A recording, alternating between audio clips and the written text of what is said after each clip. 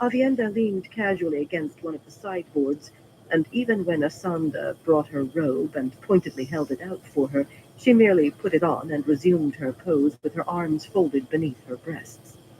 She had released Sidar, but the turtle was still in her hand, and Elaine suspected she was ready to embrace the power again in an instant. Neither Avienda's cold, green-eyed stare nor Birgitta's scowl affected the sea folk in the least, however. They were who they were, and they knew who they were. The Atha Anmier were promised 20 teachers, Elaine said, emphasizing slightly. Zaida had said that she had been promised, that she would collect payment, but that bargain had been made with Nesta din Lias. Of course, Zaida might believe she would become the new mistress of the ships herself. Proper teachers to be selected by the Amerlin seat. I know that the Atha Anmier pride themselves on meeting their bargains in full, and the tower will meet its side too. But you knew when sisters here agreed to teach that it was temporary, and a bargain quite apart from that made with the mistress of the ships. You admitted as much when you agreed for windfinders to weave gateways to bring supplies to Camelin from Ilion and Tyr. Surely you would not have gotten involved in the affairs of the shorebound for any reason other than paying off a bargain. But if you are leaving, your help is at an end, and so is our requirement to teach. I fear you will harvest no teachers at the Silver Swan either. The Atha Anmier will have to wait until the Amerlin sends teachers, according to the bargain made with the mistress of the ships. A pity she could not demand they stay away from the inn, but it might already be too late for that, and every reason she could think of sounded hollow. An argument that shattered for lack of a center would only embolden Zaida. The Atha Anmier were ferocious hagglers, scrupulous but ferocious. She had to go very slowly, very carefully. My sister has you by the ear, Zaida din Parida, Avienda chortled, slapping her thigh. Hung up by the ankles, in fact. That was a seafolk punishment that she found incredibly amusing for some reason. Elaine stifled a burst of irritation. Avienda enjoyed chances to tweak the seafolk's noses. She had begun while they were fleeing Evidar and never really stopped. This was no time for it. Chanella stiffened, her calm face sinking into a glare. The lean woman had been the butt of Avienda's nose-tweaking more than once, including a regrettable episode involving usquai, a very potent Aiel drink. The glow of Sidar actually surrounded her. Zaida could not see that, but she knew about the usquai and Chanella being carried to her bed, sicking up the whole way, and she raised a peremptory hand toward the windfinder. The glow faded, and Chanella's face darkened. It might have been a blush or anger. All that you say may be so, Zaida said, which was not far from insulting, especially said to an Aes Sedai. In any event, Merililla was not part of that. She agreed to be one of the teachers long before she reached Camelin, and she will go with me to continue her teaching. Elaine drew a long breath. She could not even try to argue Zaida out of this. A great part of the White Tower's influence rested on the fact that the tower kept its word as surely as the seafolk, that it was known to keep its word. Oh, people said you had to listen carefully to be sure an Aes Sedai had promised what you thought she had, and that was often true. But once the promise was clear, it was as good as an oath under the light. At least the Windfinders were not likely to let Merililla get away. They hardly let her out of their sight. You may have to return her to me if I have particular need of her. If Van Deen and the two helpers found proof that she was Black Aucha. If that happens, I will arrange a replacement. And who that could be, she had no idea. She has the rest of her year to serve. At least a year, by the bargain. Zaida gestured as if making a concession. But so long as you understand that her replacement must come before she leaves, I will not let her go without another in her place. I suppose that will do, Elaine replied calmly. It would bloody well have to, since she had no other choice. Zaida smiled faintly and let the silence stretch. Chanella shifted her feet, but more in impatience than as if to rise, and the wave mistress did not stir. Plainly she wanted something more, intended another bargain, and plainly she wanted Elaine to speak first. Elaine set herself to outwait the other woman. The fire had begun to blaze and crackle, sending sparks up the chimney and radiating a fine warmth into the room, but her damp robe absorbed the chill in the air and transferred it to her skin.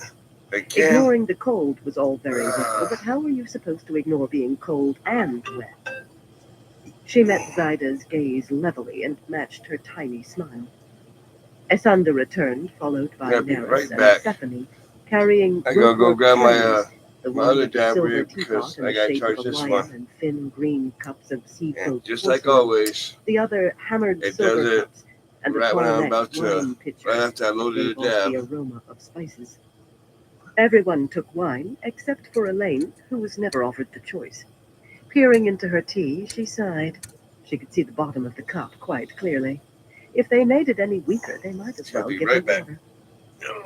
After a moment, Avienda strode across the room to set her wine cup back on the tray atop one of the sideboards and pour herself a cup of tea. She gave Elaine a nod and a smile, combining sympathy with the suggestion that she really preferred watery tea to wine. Elaine smiled back in spite of herself. First sisters shared the bad as well as the good. Birgitta grinned over the top of her silver cup and proceeded to empty half of it in a gulp. The bond carried her amusement at the grumpiness she felt from Elaine, and it still carried her headache, in no way reduced. Elaine rubbed her temple. She should have insisted that Marililla heal the woman as soon as she had seen her. A number of the kin outstripped Marililla when it came to healing, but she was the only sister in the palace with a halfway decent ability. "You have great need of women to make these gateways," Zaida said suddenly. Her full mouth was no longer smiling. She disliked having spoken first. Elaine sipped her wretched excuse for tea and said nothing. "It might please the light that I could leave one or two windfinders here," Zaida went on, "for a set time." Elaine wrinkled her brow as though considering. She needed those bloody women and more than one or two. "What would you ask in return?" she said finally. 1 square mile of land on the river Aranin. Good land, mind, not marshy or boggy. It is to be Ata-Anmier land in perpetuity. Under our laws, not Andor's," she added, as if that were a small afterthought, hardly worth mentioning. Elaine choked on her tea. The Ata-Anmier hated leaving the sea, hated being out of sight of it, and Zaida was asking for land 1,000 miles from the nearest salt water, asking for it to be ceded absolutely at that. Kyrianin and Murandians and even Altarans had bled trying to take bits of Andor, and Andorans had bled to keep them out. Still, 1 square mile was a small bit, and a small price to keep Camelin supplied. Not that she would let Zaida know that. And if the sea folk began trading directly into Andor, then Andoran goods would be able to move in sea folk bottoms everywhere the sea folk sailed, and that was everywhere. Zaida surely knew that already, but there was no point in letting her know that Elaine had thought of it. The warder bond urged caution, yet there were times for boldness, as Birgitta should know better than anyone.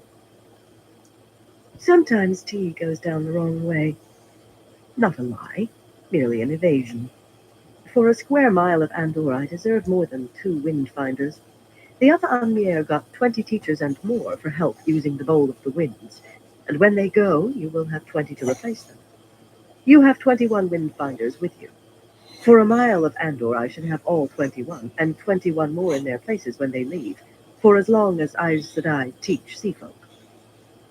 Best not to let the woman think that was her way of rejecting the offer out of hand.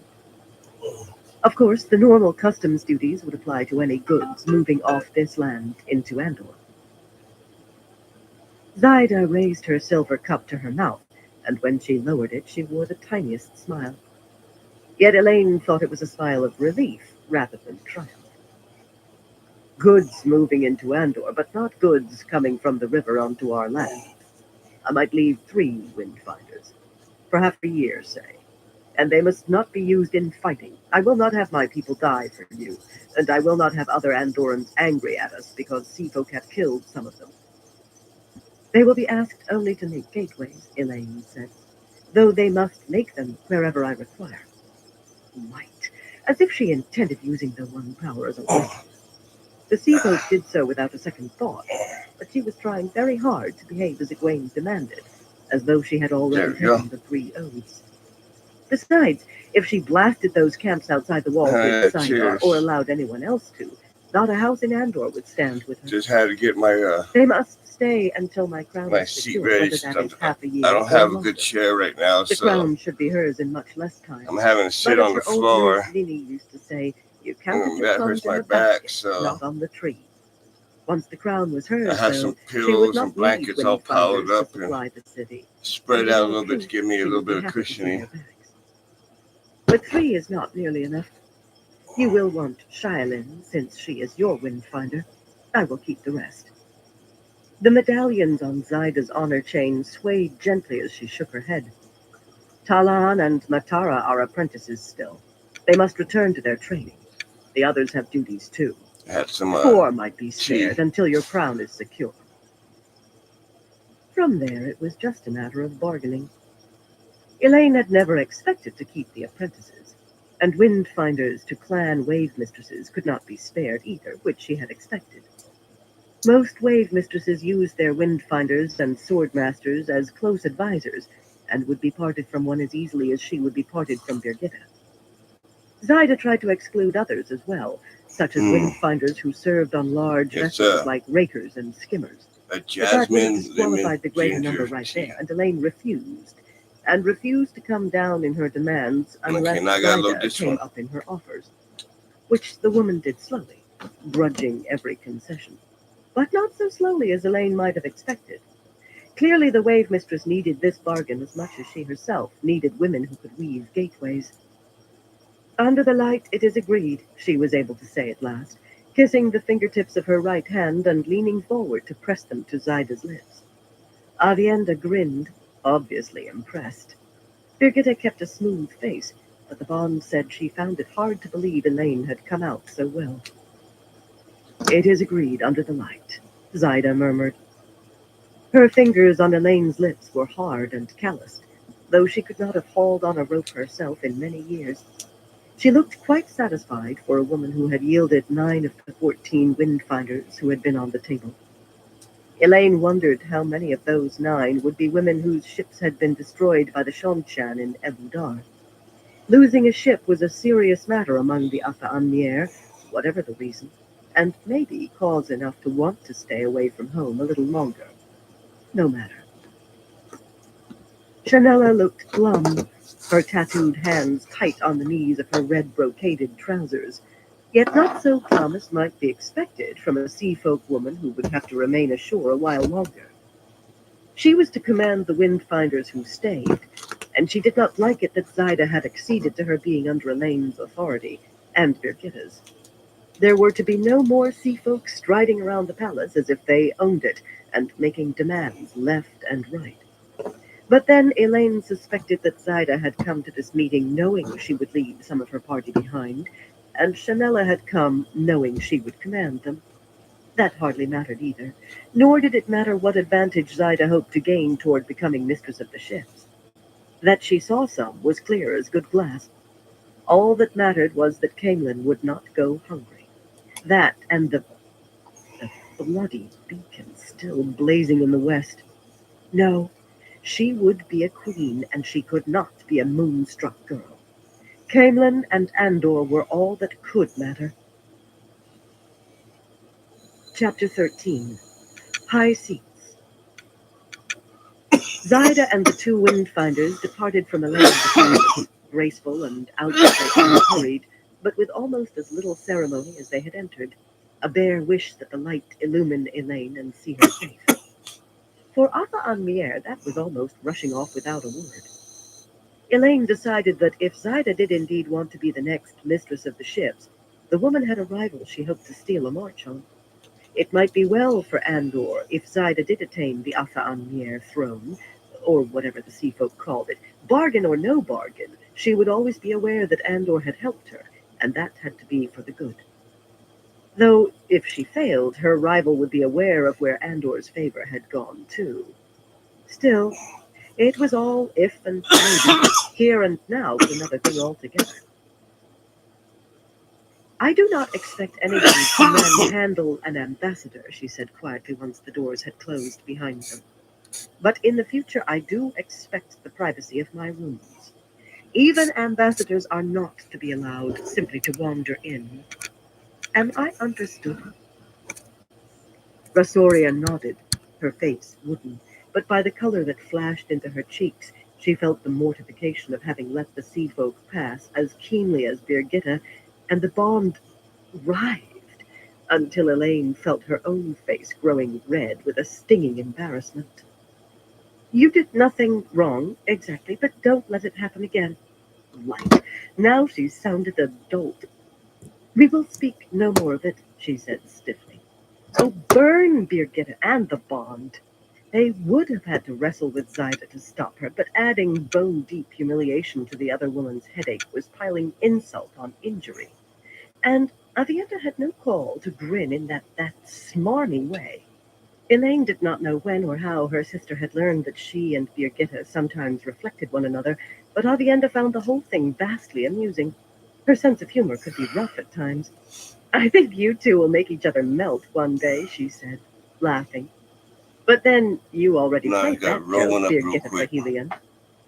Birgitta scowled at her, sudden alarm, crushing embarrassment in the bond, and she returned such a look of innocence it seemed her eyes might fall out of her face. Better not to ask, Elaine decided. When you ask questions, Lena used to say, then you have to hear the answers whether you want to or not.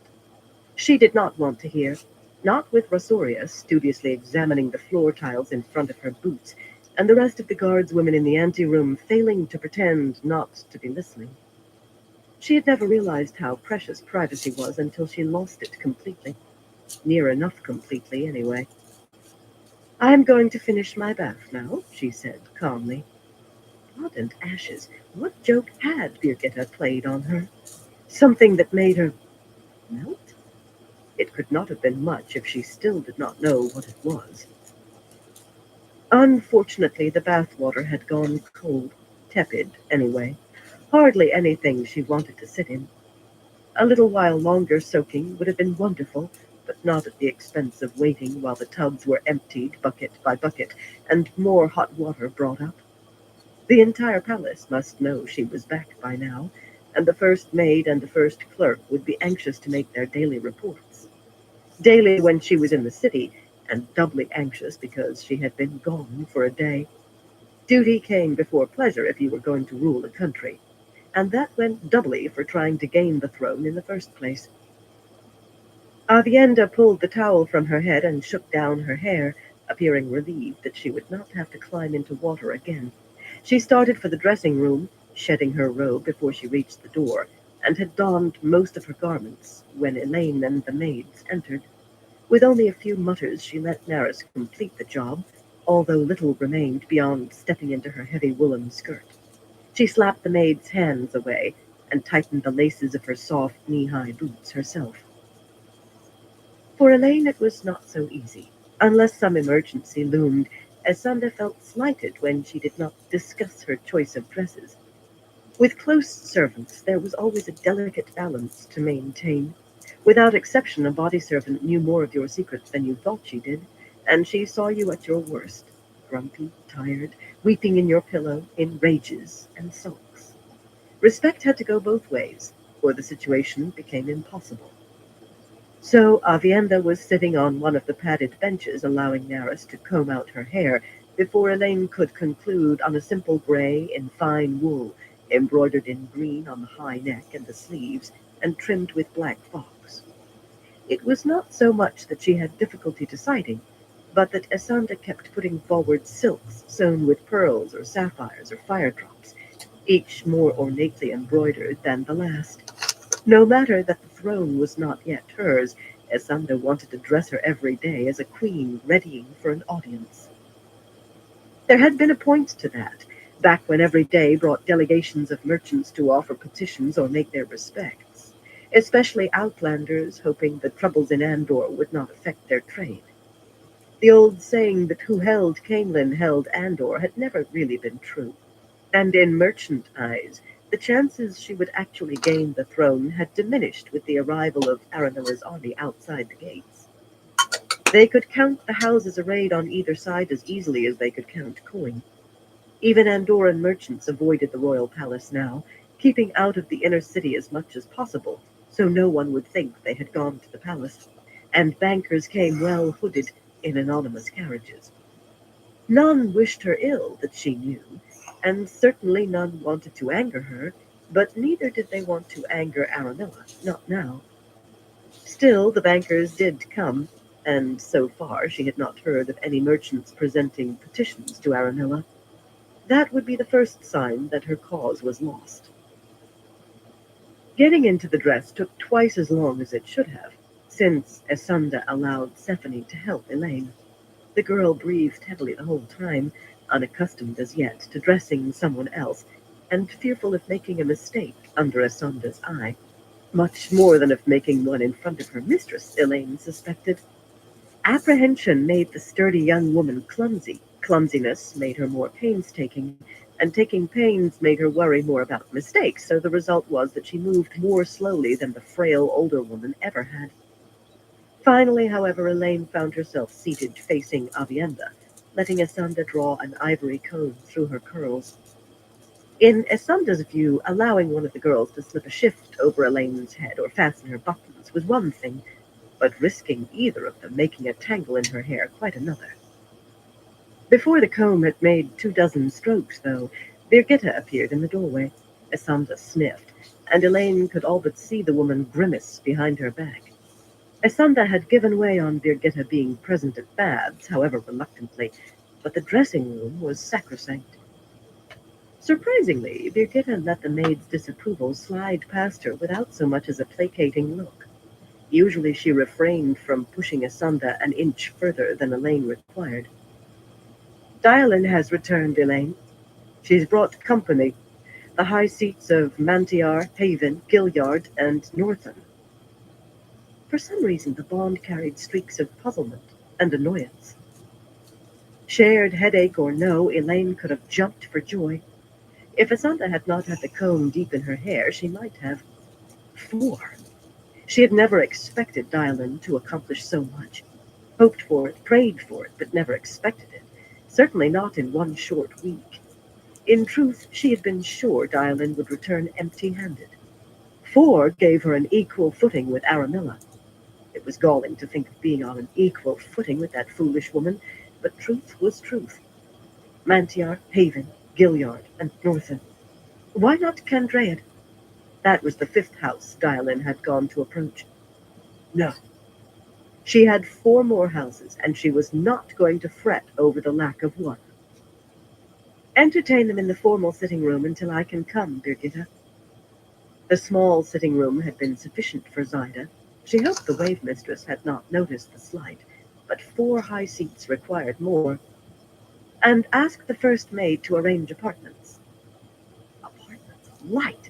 The Atha Anmier would have to be hurried out of theirs to make room. Until they left, most beds that did not have 2 occupants had 3. Esunda, the green silk with the sapphires, I think. And sapphires for my hair, too, the large sapphires. Birgitta left, still feeling puzzled and upset. Why? Surely she could not think she should have left Dialin cooling her heels because of Zyda. Oh, light, now she was feeling puzzled over Birgitta feeling puzzled. If that was allowed to feed on itself, they would both end up dizzy. As the door closed, Esunda moved to the nearest wardrobe wearing a smile that might have been called triumphant. Looking at Avienda, who had motioned Naris and her comb away and was folding a dark gray scarf to tie her hair back, Elaine smiled herself. She needed something to take her out of that spinning loop. Maybe you should wear silks and gems just this once more, Avienda, she said in a gently teasing tone.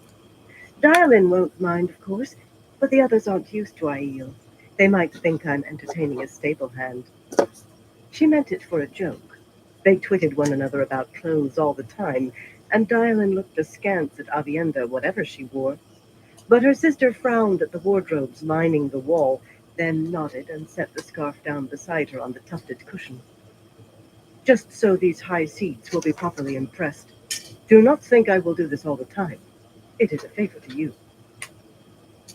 For someone just doing a favor, she pored over the clothes that Esanda pulled out with a great deal of interest before deciding on a dark blue velvet slashed with green and a silver net to catch her hair. They were her clothes, made for her, but since reaching Camelin she had avoided them as if they were crawling with death's head spiders. Stroking the sleeves, she hesitated as if she might change her mind, but finally she let Naris do up the tiny pearl buttons. She declined Elaine's offer of emeralds that would have suited the gown admirably, keeping her silver snowflake necklace and heavy ivory bracelet, but at the last minute she did pin the amber turtle to her shoulder. You can never tell when it might be needful, she said. Better safe than sorry, Elaine agreed. Those colors look beautiful on you. It was true, but Avienda blushed. Compliment her on how well she shot a bow or how fast she could run, and she took it as no more than her due. But she had difficulty coming to grips with the fact that she was beautiful. That was a part of herself she had managed to ignore till recently. Esanda shook her head in disapproval, unaware that the brooch was an Angreal. Amber did not go with blue velvet. Or maybe it was Avienda's horn-hilted knife, which she tucked behind her green velvet belt. The white-haired woman made sure that Elaine wore a small dagger with sapphires on the scabbard and pommel, hanging from a belt of woven gold.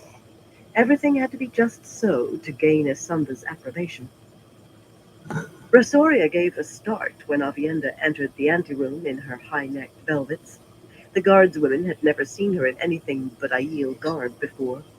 Avienda scowled as if they had laughed, and gripped her belt knife firmly. But luckily her attention was diverted by a cloth-covered tray sitting on the long side table against the wall. Elaine's midday meal had been delivered while they were dressing. Whisking the blue-striped cloth aside, Avienda tried to interest Elaine in eating, smiling and pointing out how sweet the stew of dried plums would be, and exclaiming over the pieces of pork in the grainy mush. Slivers, they looked like. Rasoria cleared her throat and mentioned that a fire was burning nicely in the apartment's larger sitting room. She would be more than happy to carry the tray in for the Lady Elaine. Everyone tried to make sure Elaine ate properly, however they saw properly, but this was ridiculous. The tray had been sitting there some time. The mush was a congealed mass that would have stuck in the bowl if she turned it upside down. She had the high seats of 4 houses waiting on her, and they had waited long enough. She pointed that out, but offered to let the 2 of them eat, if they were hungry. In fact, she implied that she might insist on them eating. That was enough to make Avienda drop the cloth back over the tray with a shudder, and Rasoria wasted no more time either. It was only a short walk down the icy hallway to the formal sitting room, and the only things that moved, aside from them, were the bright winter wall hangings that stirred in the corridor's drafts. But the guardswomen formed a ring around Elaine and Avienda and kept watch as if they expected Trollocs. It was only with an effort that Elaine convinced Rasoria there was no need to search the sitting room before she entered. The guardswomen served her and obeyed her, but they also were pledged to keep her alive, and they could be as muley over that last duty as Birgitta was over deciding whether she was warder, captain general, or elder sister at any given moment. Likely, following on the heels of the incident with Zaida, Rasoria would have wanted the lords and ladies waiting inside to surrender their weapons. The threat with the mush might have had its part, too. After a short argument, however, Elaine and Avienda swept in through the wide doorway together, and alone. Elaine's feeling of satisfaction did not last, though. The sitting room was large, meant to accept dozens of people comfortably, a dark-paneled space with layered carpets covering the floor tiles and a horseshoe arch of high-backed chairs in front of a tall fireplace of white marble with fine red veins. Here, important dignitaries could be received with more honor than an audience before the throne because it was more intimate. The blaze dancing along the logs on the hearth had barely had time to take an edge off the chill in the air, but that certainly was not the reason Elaine felt as if she had been struck in the stomach. She understood Birgitta's puzzlement now. Dylan turned from warming her hands at the fire as they entered. A strong-faced woman with fine lines at the corners of her eyes and hints of gray in her gold hair, she had not waited to change on reaching the palace, and still wore a riding dress of deep gray that showed a few travel stains on the hem. Her curtsy was the merest bend of her neck, the slightest dip of her knees. Hey, She didn't Fire, how flinch you no doing? discourtesy. Dylan knew who she was as surely as Zaida did. Her only jewelry was a small golden pin in the shape of Taravin's owl and oak on her shoulder, a clear statement that the high seat of Taravin needed nothing more. Yet she had almost died to prove her loyalty to Elaine.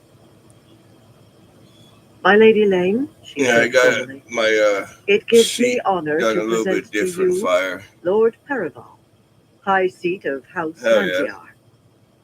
A pretty golden-haired boy in a plain blue I coat put jerked away from it's peering still the through the same four-barreled blankets like I had kaleidoscope on a yesterday. gilded stand I just taller have than he added was.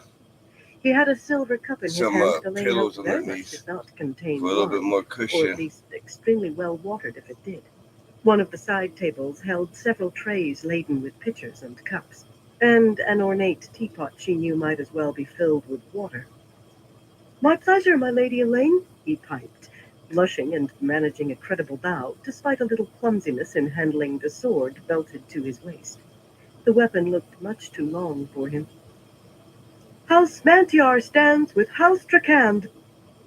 She returned his courtesy in a daze, spreading her skirts mechanically. "Lady Catelyn, High Seat of House Haven," Dylan continued. "Elaine?"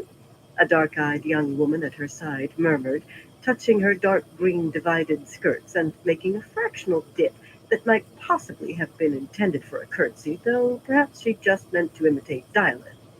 Or perhaps she wanted to avoid poking her chin against the large enameled brooch on the high neck of her dress, the blue bear of Haven. Her hair was caught in a silver net worked with the blue bear, too, and she wore a long ring with the sigil as well. A touch too much pride of house, perhaps.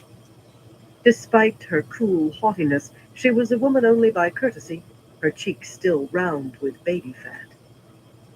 "Haven stands with Trakand, obviously, or I would not be here." Dylan's mouth tightened slightly, and she gave the girl a hard glance that Catelyn seemed not to see. "Lord Branlet, High Seat Okay, of let's do a House dab. Gilgard."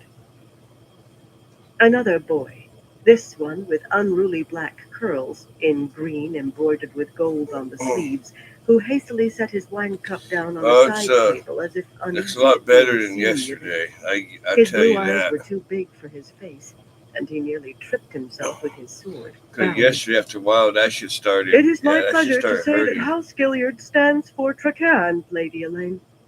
Halfway through, his voice broke from treble to bass, and he blushed even harder than Perival.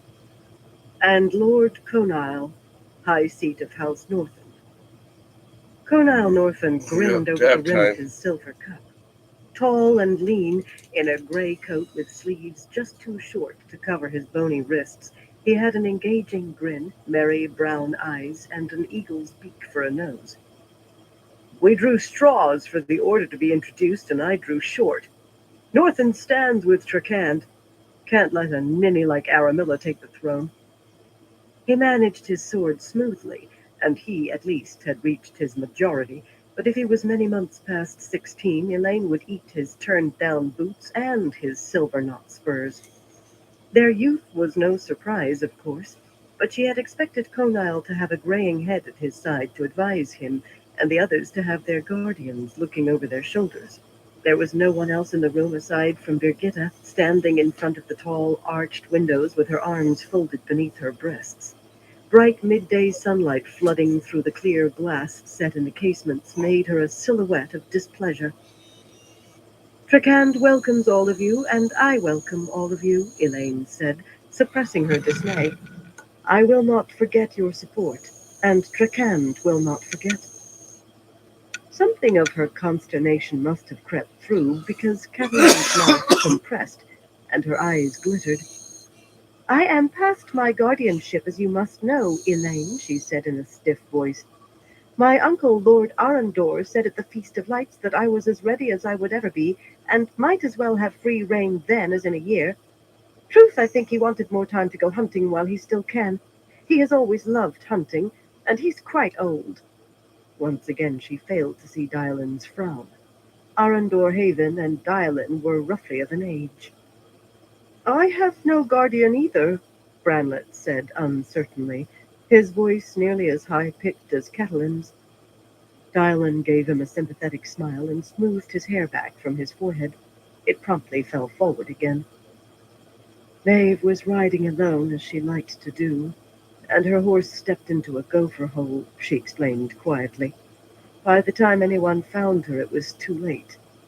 There has been some discussion over who's to take her place. They've been arguing for 3 months, Branlet muttered. For a moment he looked younger than Perival, a boy trying to find his way with no one to show him the path. I'm not supposed to tell anyone that, but I can tell you. You're going to be the queen.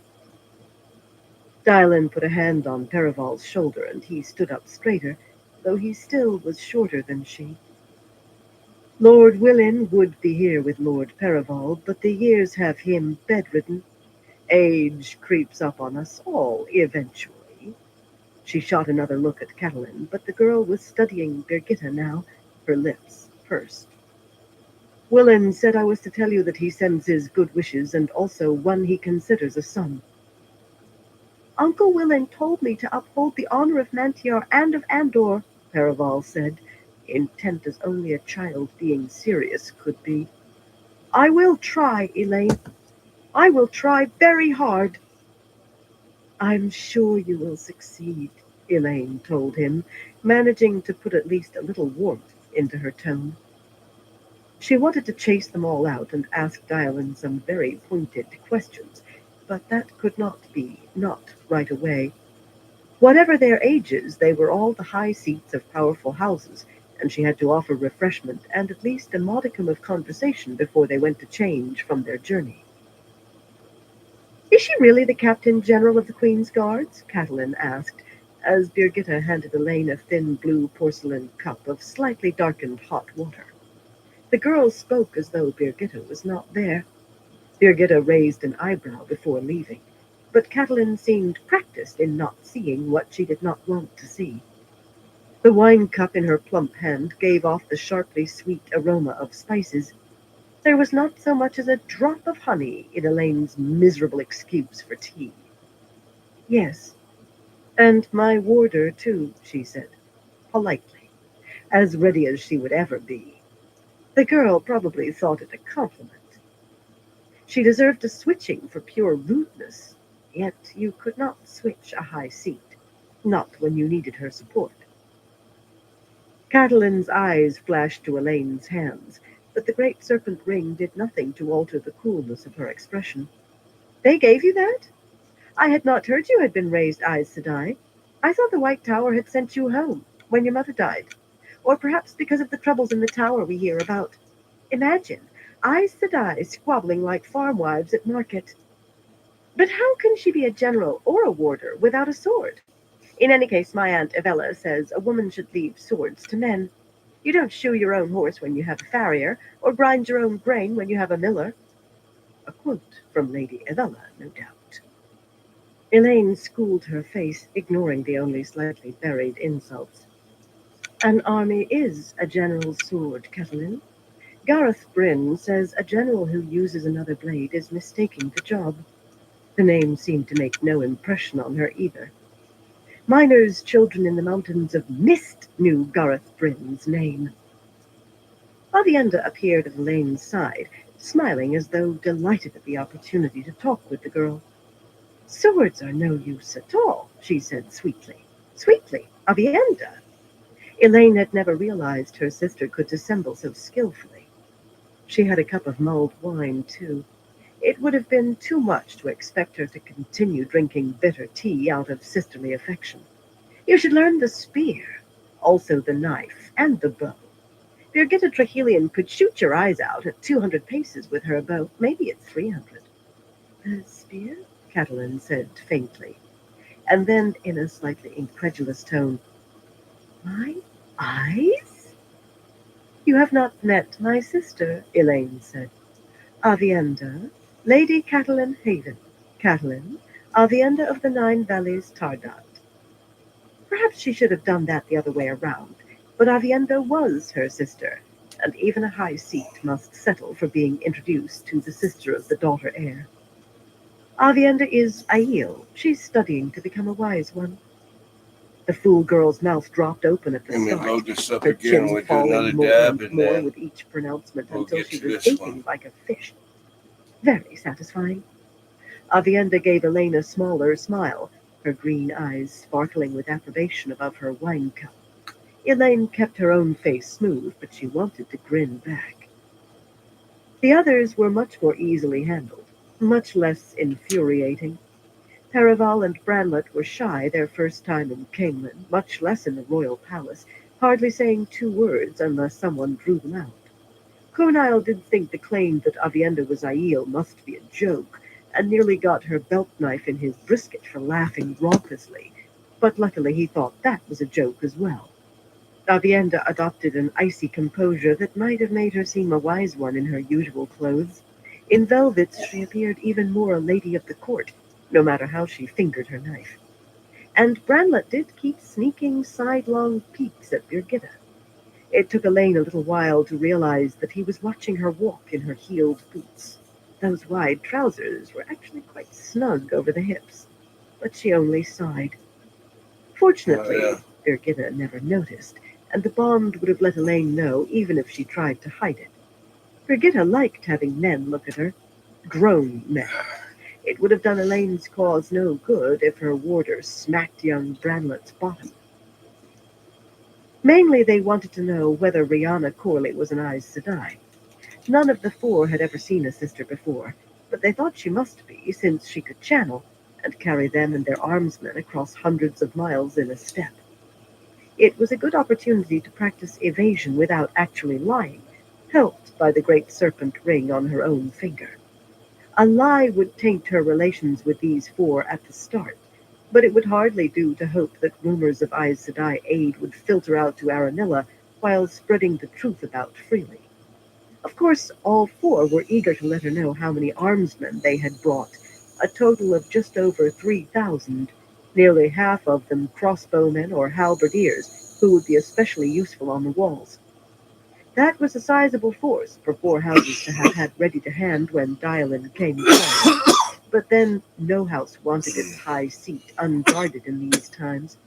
Kidnapping was not unheard of when the throne sat in question. Conile said as much, with a laugh. He seemed to find everything worth a laugh.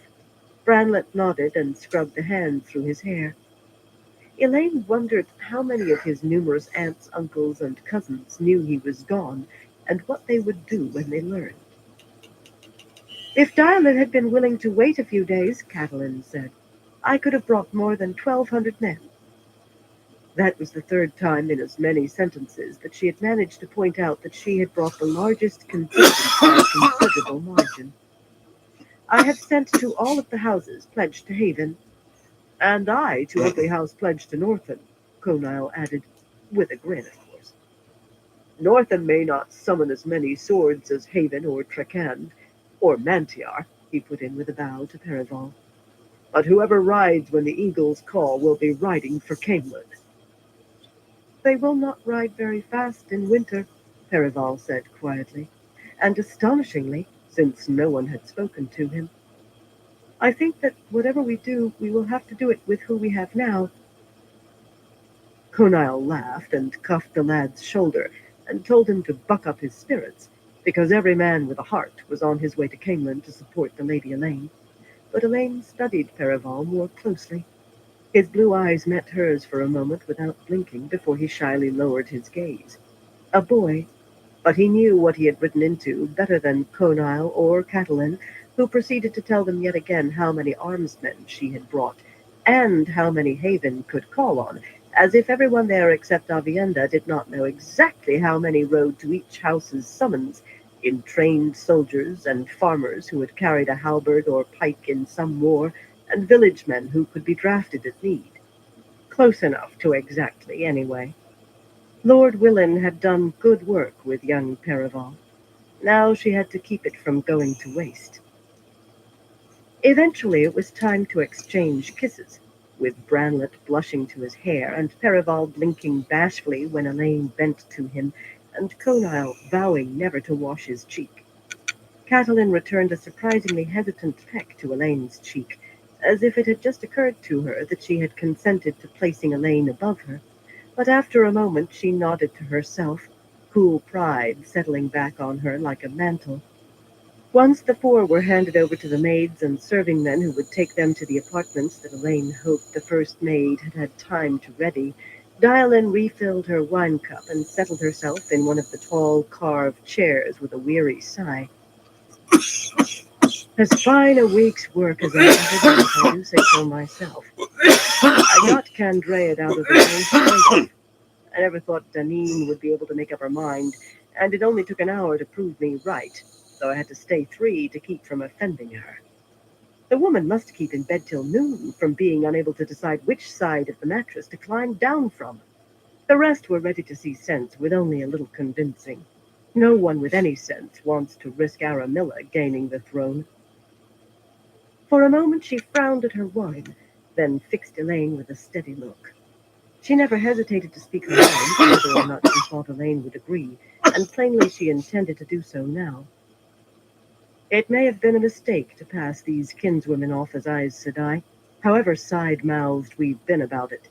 The strain may be too much to ask of them, and it puts us all at risk. This morning, for no reason I could make out, Mistress Corley was staring and gaping like a goose girl come to the city. I think she almost failed at weaving the gateway to bring us here. That would have been wonderful. Everyone lined up to ride through a miraculous hole in the air that never materialized. Not to mention that it would have stuck me in Catelyn's company for the light knows how long. Odious child. There's a good mind there if someone took her in hand for a few years, but she has a double dose of the viper's heathen tongue. Elaine gritted her teeth. She knew how cutting Havens could be. The whole family took pride in it. Catelyn obviously did. And she was tired of explaining what on this day could frighten any woman who could channel. She was tired of being reminded of what she was trying to ignore.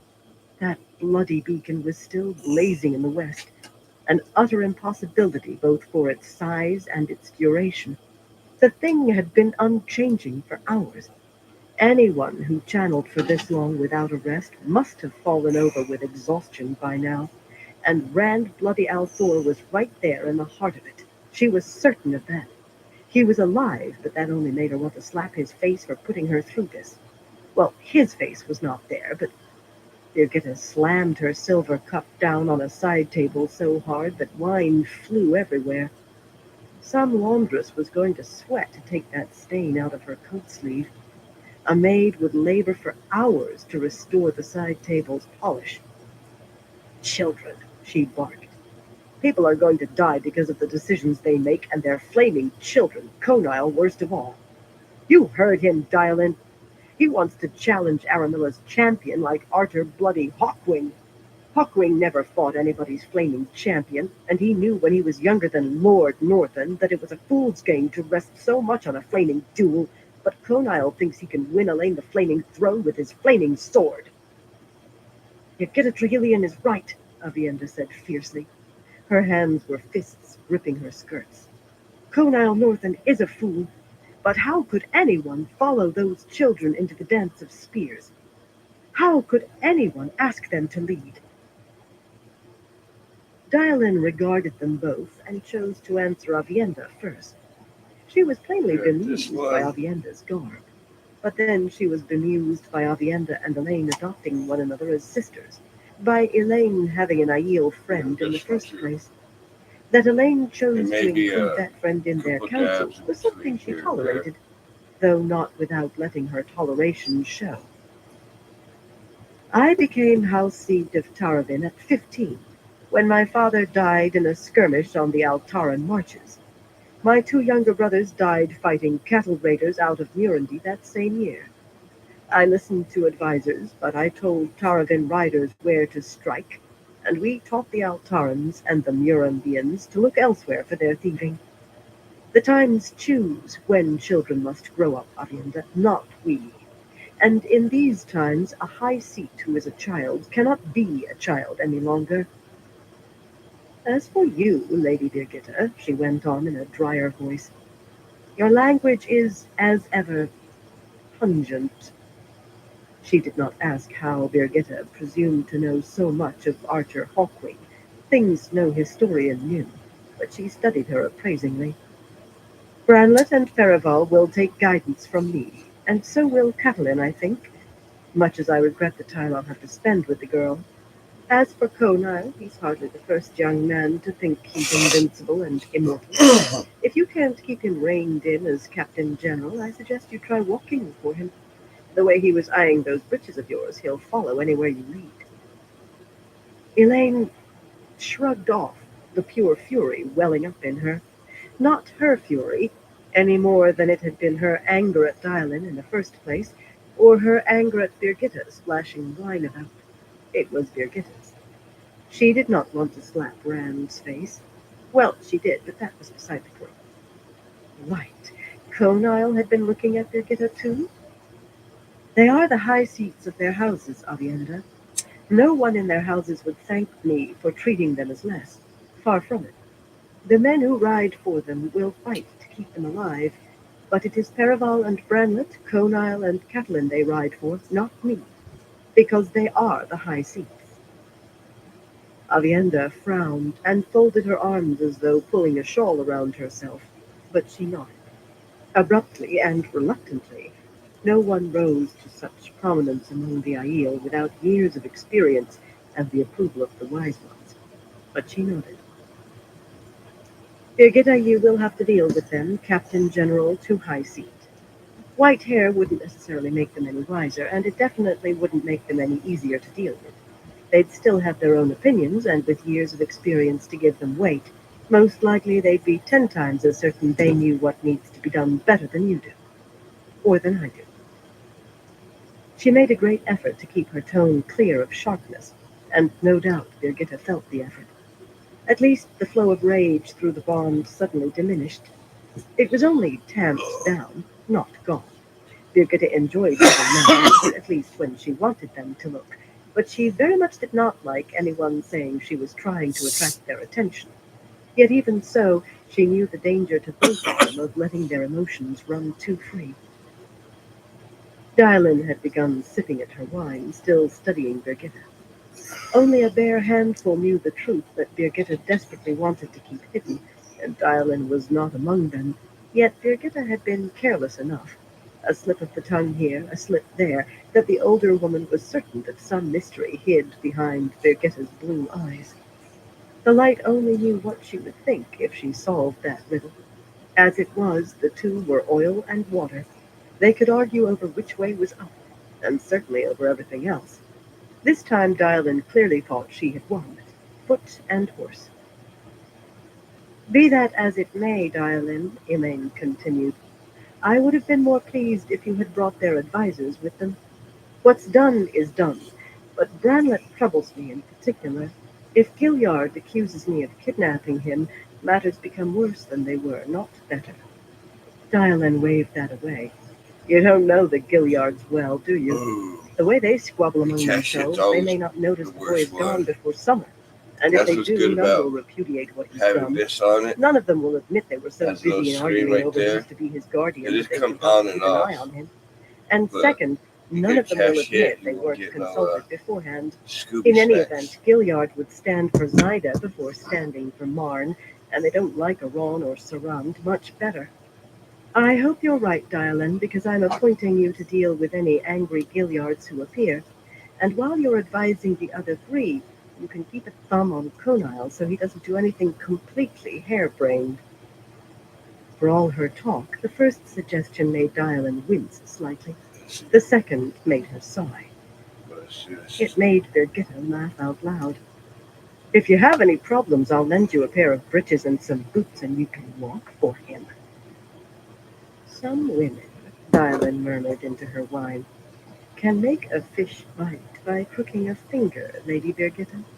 Other women have to drag their bait all over the pond. Avienda laughed at that, but Birgitta's anger began to edge upward in the fawn. A wave of cold air swept into the room as the door opened and Rosaria entered, coming to a stiff attention. The first maid and the first clerk have come, my lady Elaine, she announced. Her voice faltered at the end as she caught the mood in the room.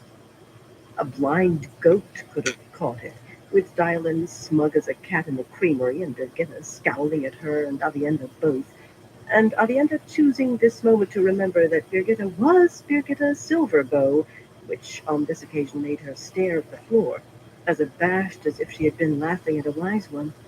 Now and again Elaine wished her friends could all get on as well as she and Avienda did, but somehow they managed to rub on together, and she supposed that was really all she could ask from real people. Perfection was a thing for books and gleemen's stories. Send them in, she told Rosaria, and don't disturb us unless the city is under attack. Unless it is important, she amended. In stories, women who gave orders like that were always setting themselves up for disaster. Sometimes there were lessons in stories, if you looked for them. Chapter 14. What Wise Ones Know. Halwyn Norrie, the first clerk, and Rena Harford, the first maid, entered together, him making a jerky, unpracticed bow, and her a graceful curtsy that was neither too low nor too shallow. They could not have been more different. Mistress Harford was round-faced and regally dignified, her hair in a neat grey bun atop her head. Master Norrie tall and gawky as a wading bird, with his little remaining hair sticking up behind his ears like sprays of white feathers. Each carried an embossed leather folder stuffed with papers, but she held hers at her side as if not to rumple her formal scarlet tabard, unwrinkled as it always seemed to be, no matter the hour or how long she had been on her feet, while he clutched his folder to his narrow chest as if to hide old ink stains, of which several spotted his tabard, including a large blot that made the white lion's tail end in a black tuft. Courtesies done, they immediately put a little distance between them, each not quite watching the other.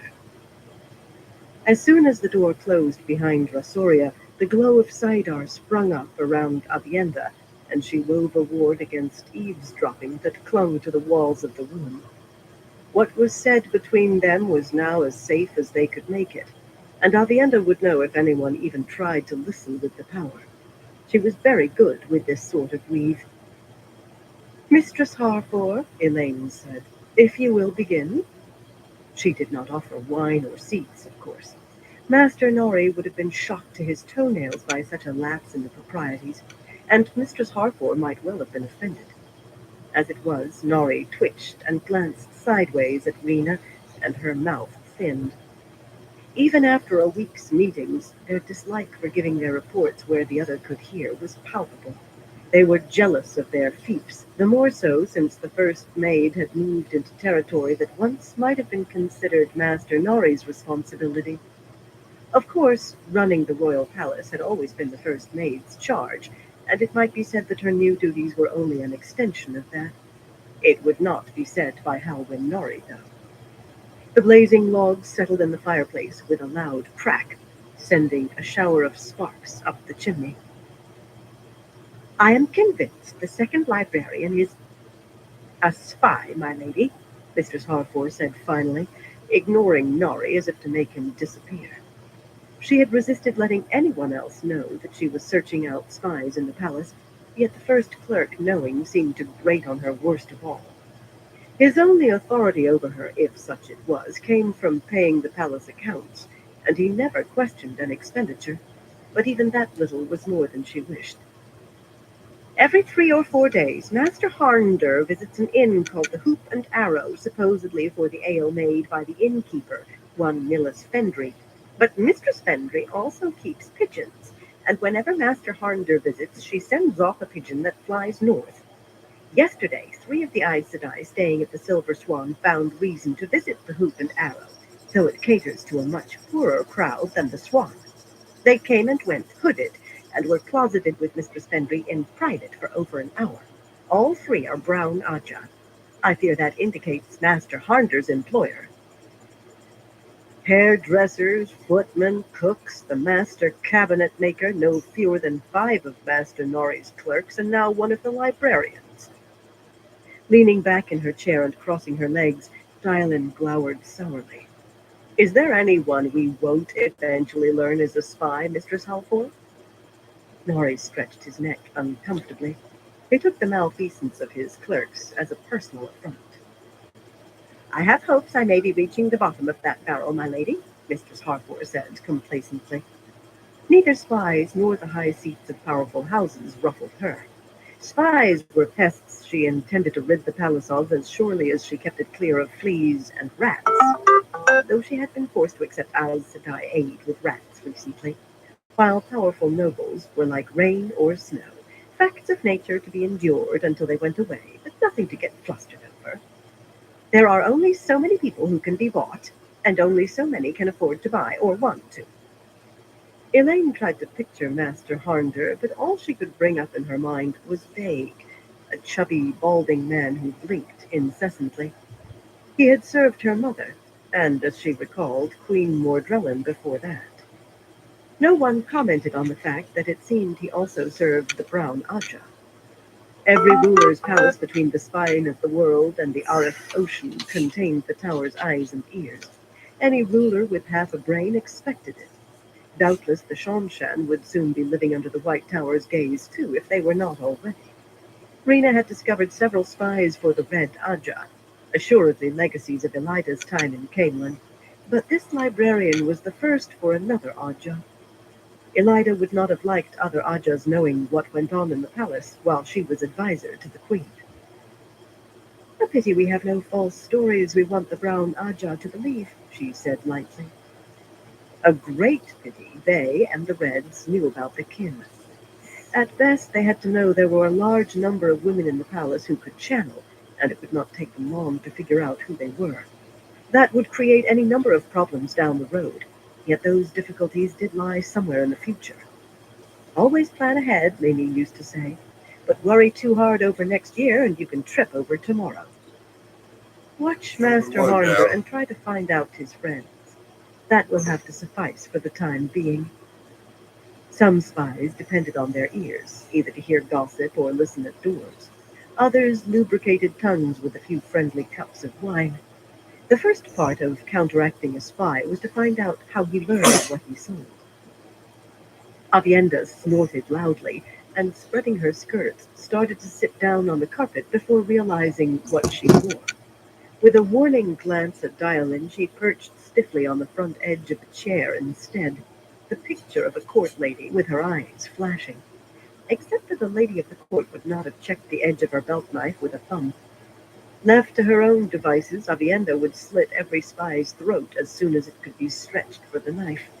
Spying was a vile business in her view, no matter how often Elaine explained that every spy found was a tool that could be used to make her enemies believe what she wanted. Not that every spy necessarily worked for an enemy. Most of those the First Maid had uncovered took money from more than one source, and among those she had identified were King Roadron of Nuremberg, various Tyran high lords and ladies, a handful of Kyrianan nobles, and a fair number of merchants. A good many people were interested in what happened in Camelin, whether for its effect on trade or other reasons. Sometimes it seemed that everyone spied on everyone else. Mistress Harford, she said, you haven't found any eyes and ears for the Black Tower. Like most people who heard the Black Tower mentioned, Dylan shivered and took a drink of her wine, but Lena just grimaced faintly. She had decided to ignore the fact that they were men who could channel, since she could not change matters. To her, the Black Tower was an annoyance. They haven't had time, my lady. Give them a year and you'll find footmen and librarians taking their coin too. I suppose I will. Dreadful thought. What else do you have for us today? I've had a word with John Skellet, my lady. A man who turns his coat once is often amenable to turning it again, and Skellet is. Skellet, a barber, was in the pay of House Aron, which for the present made him Aramilla's man. Birgitta bit off an oath in mid-word. For some reason she tried to watch her language around Rena Harfor and spoke in a pained voice. You had a word with him? Without asking anyone? Dylan was under no compunctions regarding the first maid, and she muttered, "Mother's milk in a cup." Elaine had never heard her use an obscenity before. Master Norrie blinked and almost dropped his folder, and busied himself with not looking at Dylan. The first maid, however, merely paused until sure she and Birgitta were done, then went on calmly. The time seemed ripe, and so did Skellet. One of the men he hands his reports to left the city and hasn't returned yet, while it appears the other broke his leg. The streets are always icy where a fire has been put out. She said that so blandly it seemed more than likely she had engineered the man's fall somehow. Hard times uncovered hard talents in the most surprising people. Skellet is quite agreeable to carrying his next communication out to the camps himself. He saw a gateway made, and he won't have to pretend terror. You would have thought she herself had been seeing merchants' wagons rumble out of holes in the air for her entire life. What's to stop this barber keeping on running once he's outside the city? Birgitta demanded irritably, beginning to pace in front of the fire with her hands clasped behind her. Her heavy golden braid should have been bristling. If he goes, Aron will hire somebody else, and you'll have to hunt him out all over again. Light, Aramilla must have heard of the gateways almost as soon as she arrived, and Skellet has to know it. It was not the thought of Skellet escaping that irritated her, or not only that. The mercenaries thought they had been hired to stop soldiers, but for a few silvers they would allow one or two to slip through the gates by night in either direction. One or two could do no harm, as they saw matters. Birgitta did not like being reminded of that. Greed will stop him, my lady, Mistress Harfor replied calmly. The thought of earning gold from the Lady Elaine, as well as from Lady Nayan, is enough to make the man breathe hard. It's true Lady Aramilla must already have heard of the gateways, but that only adds credit to Skellet's reason for going in person. And if his greed is great enough for him to try earning still more gold by turning his coat a third time, Dylan said, he could cause a great deal of mischief, Mistress Harfor. Rena's tone became a little crisper. She would never step over the boundaries, but she disliked anyone thinking her careless. Lady Nayan would have him buried under the nearest snowdrift, my lady, as I made certain he is aware. She has never been patient, as I am sure you are aware. In any case, the news we get from the camps is quite sparse, to say the least, and he might see a few things we would like to know. If Skellet can tell us which camp Aramilla, Elenia, and Nayan will be in and when, I'll give him his gold with my own hand, Elaine said deliberately. Elenia and Nayan stayed close to Aramilla, or she kept them close, and Aramilla was much less patient than Nayan, much less willing to believe that anything could function without her presence. She spent half of each day riding from camp to camp, and never slept in the same 2 nights running as far as anyone could learn. That is the only thing he can tell us of the camps that I want to know. Rena inclined her head. As you say, my lady, I will see to it. She too often tried not to say things straight out in front of Norrie, but she gave no sign that she had heard any reproof. Of course, Elaine was not sure she actually would rebuke the woman openly. Mistress Harfor would continue to perform her duties properly if she did, and she certainly would continue hunting spies with undiminished ardor, if for no other reason than their presence in the palace offended her. Yet Elaine might find a dozen inconveniences in every day, a dozen small discomforts that added up to misery, and not a one that she could directly attribute to the first maid. We must follow the steps of the dance as surely as our servants, her mother had told her once. You can keep hiring new servants and spend all your time training them and suffering till they learn, only to find yourself back where you started. Or you can accept the rules as they do and live comfortably while you use your time to rule. Thank you, Mistress Hartford, she said, for which she received another precise curtsy. Rena Hartford was another who knew her own worth. Master Norrie? The heron-like man gave a start and stopped, frowning at Rena. In some ways he saw the gateways as his, and not to be trifled with. Yes, my lady, of course. His voice was a dusty monotone. I trust the Lady Birgitta already has informed you of the merchant's trains from Ilion and Tyr. I believe that is her usual custom when you return to the city. For a moment his eyes rested reproachfully on Birgitta. He would never think of causing Elaine the smallest irritation even if she shouted at him, but he lived by his own set of rules, and in a mild fashion he resented Birgitta stealing his chance to enumerate the wagons and casks and barrels that had arrived. He did love his numbers. At least, Elaine supposed it was in a mild fashion. There seemed to be very little heat in Master Norrie. She did, she told him, with just a hint of apology, not enough to embarrass him. I fear some of the sea folk are leaving us. We'll only have half the number to make gateways after today. His fingers spidered across the leather folder against his chest, as though feeling the papers within. She had never seen him consult one. Ah, we shall cope, my lady. Halwyn Norrie always coped. To continue, there were 9 arsons yesterday and last night, slightly more than usual. 3 attempts were made to fire warehouses storing food. None successful, I hasten to add. He might hasten to add, yet he did it in that same drone. If I may say so, the guards patrolling the streets are having an effect. The number of assaults and thefts has declined to little more than normal for this time of year, but it seems evident that some hand is directing the arsons. 17 buildings were destroyed, all save one Chips and abandoned. dip. That sounds pretty His tasty mouth right about narrowed in now. disapproval. It would take far more than a siege to make him leave Camelot. And in my opinion, all of the fires were placed so as to draw the water wagons as far as possible from the warehouses where attempts were made. I now believe that pattern holds for every fire we've seen these past weeks. Birgitta, Elaine said. I can try plotting the warehouses on a map, Birgitta replied doubtfully, and put extra guards on the streets that seem to be farthest away, but it's still leaving a lot to chance. She did not look toward Mistress Harford, but Elaine felt a faint hint of a blush from her. Anybody can have flint and steel in a belt pouch, and it only takes a minute with some dry straw to start a fire. Do what you can, Elaine told her. It would be pure luck if they caught an arsonist in the act, and beyond luck if the arsonist could say more than that she had been handed coin by someone with a hood, hiding her face.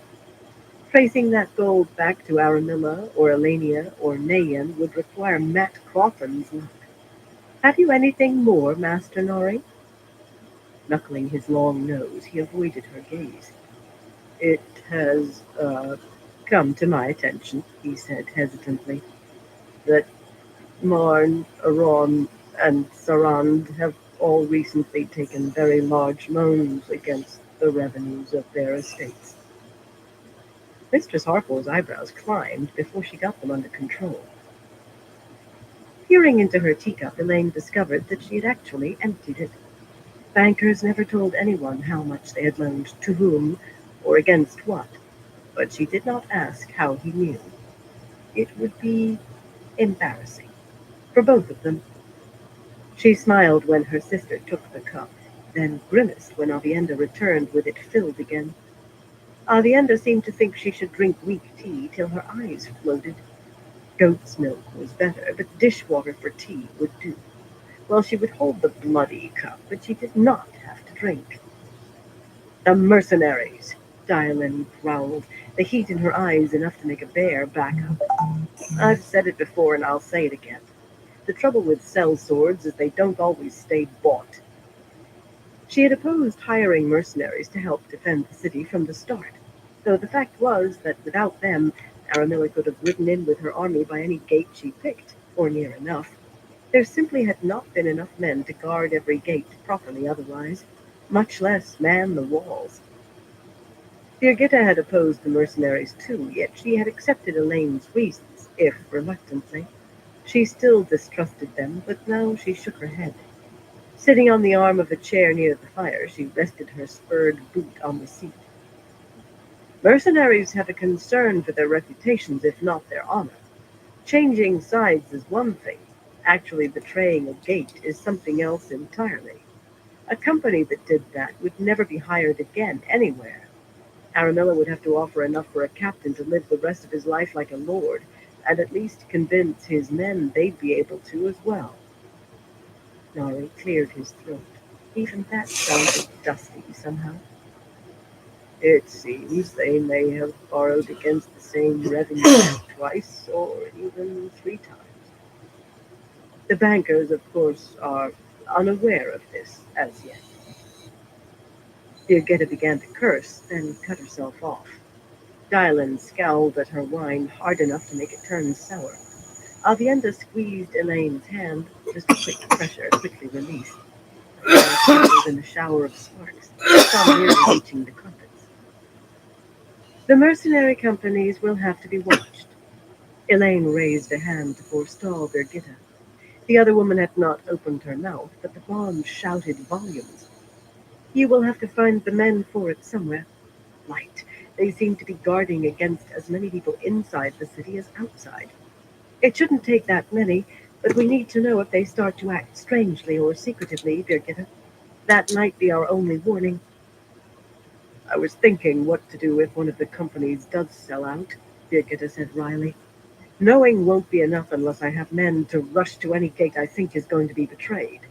And half the soldiers in the city are mercenaries. Half the rest are old men who were living on their pensions a few months gone. I'll shift the mercenaries' postings at irregular intervals. It will be harder for them to betray a gate if they can't be sure where they'll be tomorrow, but that doesn't make it impossible. Protest how she would that she was no general, she had seen more battles and sieges than any 10 generals living, and she knew very well how these matters unfolded. Elaine almost wished she had wine in her cup. Almost. Is there any chance the bankers will learn what you have, Master Nori, before the loans come due? If they did, some might decide they preferred Aramilla on the throne. She could strip the country's coffers to repay those loans then. She might even do it. Merchants rode the political winds, whichever way they blew. Bankers had been known to attempt to influence events. In my opinion, it is unlikely, my lady. They would have to um, ask the right questions of the right people, but bankers are normally close-mouthed with one another. Yes, I think it unlikely for the time being. There was nothing to be done in any case, except to tell Birgitta there might be a new source for assassins and kidnappers. Only, given her hard expression and the sudden grimness in the bond, she had already realized that. There would be little chance of keeping the bodyguard under 100 women now, if there ever had been. Thank you, Master Nori, Elaine said. You've done well, as always. Let me know immediately if you see any indications that the bankers have asked those questions. Of course, my lady, he murmured, ducking his head like an egret darting after a fish. My lady is very kind. When Rena and Nori left the room, him holding the door for her and making a bow that was a hair more graceful than usual, and her giving him a slight bow of her head as she glided past him into the corridor, Avienda did not release the ward she was holding. As soon as the door closed, its solid sound swallowed by the ward, she said, Someone tried to listen. Elaine shook her head. There was no way to tell who. A black sister? Curious kinswoman? But at least the eavesdrop had failed. Not that there was much chance of anyone getting past one of Avienda's wards. Maybe not even the Forsaken. But she would have spoken up right away if someone had. Dylan took Avienda's announcement with less aplomb, muttering about the sea folk. She had not turned a hair at hearing that half the Windfinders were leaving, not in front of Rena and Nori, but now she demanded to know the whole story. I never did trust Zaida, she grumbled when Elaine finished. This agreement sounds good for trade, I suppose, but it wouldn't surprise me if she had one of the windfinders try to listen in. She struck me as a woman who wants to know everything, just in case it might be useful one day. There was very little hesitant about Dialin, yet she hesitated now, rolling her wine cup between her palms. Are you certain this beacon can't harm us, Elaine? As certain as I can be, Dialin. If it was going to crack open the world, I think it would have by now. Avienda laughed, but Dialin turned quite pale. Really? Sometimes you had to laugh, if only to keep from crying. If we tarry much longer now that Nori and Mistress Harfor are gone, Birgitta said, somebody might start wondering why.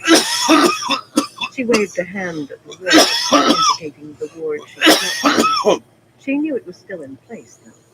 The daily meetings with the first maid and the first clerk always concealed a little something more. Everyone gathered around her as she moved a pair of golden seafolk porcelain bowls on one of the side tables and pulled a much-folded map from inside her short coat.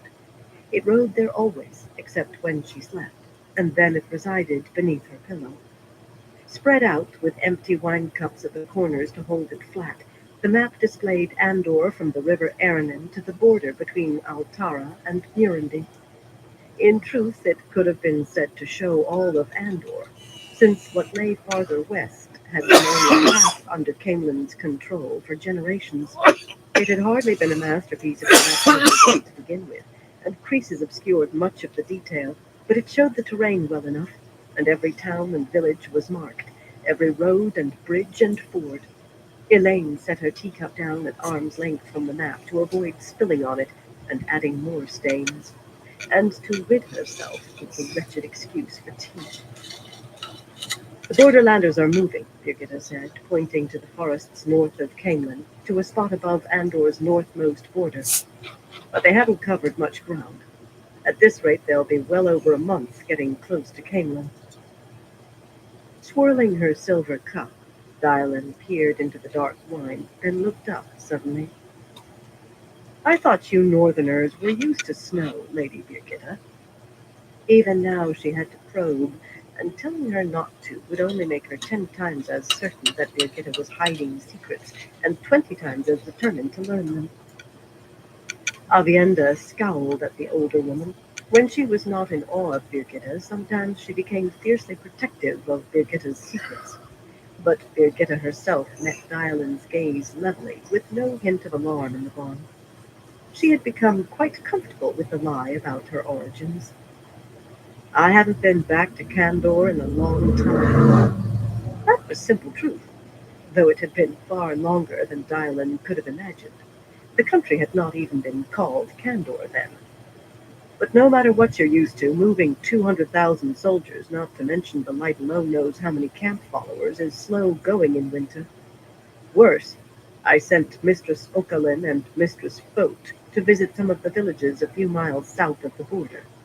Sabina Okalin and Julania Fote were kinswomen who could travel. They say the villagers think the Borderlanders are camped for the winter. Elaine tisked, frowning at the map as she traced distances with a finger. She was counting on news of the Borderlanders, if not on the Borderlanders themselves. Word of an army that size entering Andor should be leaping ahead of it like wildfire in dry grass. No one but a fool could believe they had marched all those hundreds of leagues to try conquering Andor. But everyone who heard would be speculating on their intentions and what to do about them, a different opinion on every tongue. Once the news began to spread, anyway. When it did, she had an advantage over everyone else. She had arranged for the Borderlanders to cross into Andor in the first place, and she had already arranged for them to leave. The choice had not been very difficult. Stopping them would have been a bloody affair, if it could have been managed at all, and they wanted no more than the width of a road to march onward into Murundi, where they thought they would find the Dragon Reborn. I'll be right That back. was her doing as well. They hid their reason for seeking Rand, and she was not about to give them a true location, not when they had as many as a dozen Aes Sedai with them, and hid that fact, too. But once news of them reached the high seas, it should work, she said softly. If necessary, we can plant rumors of the Borderlanders ourselves.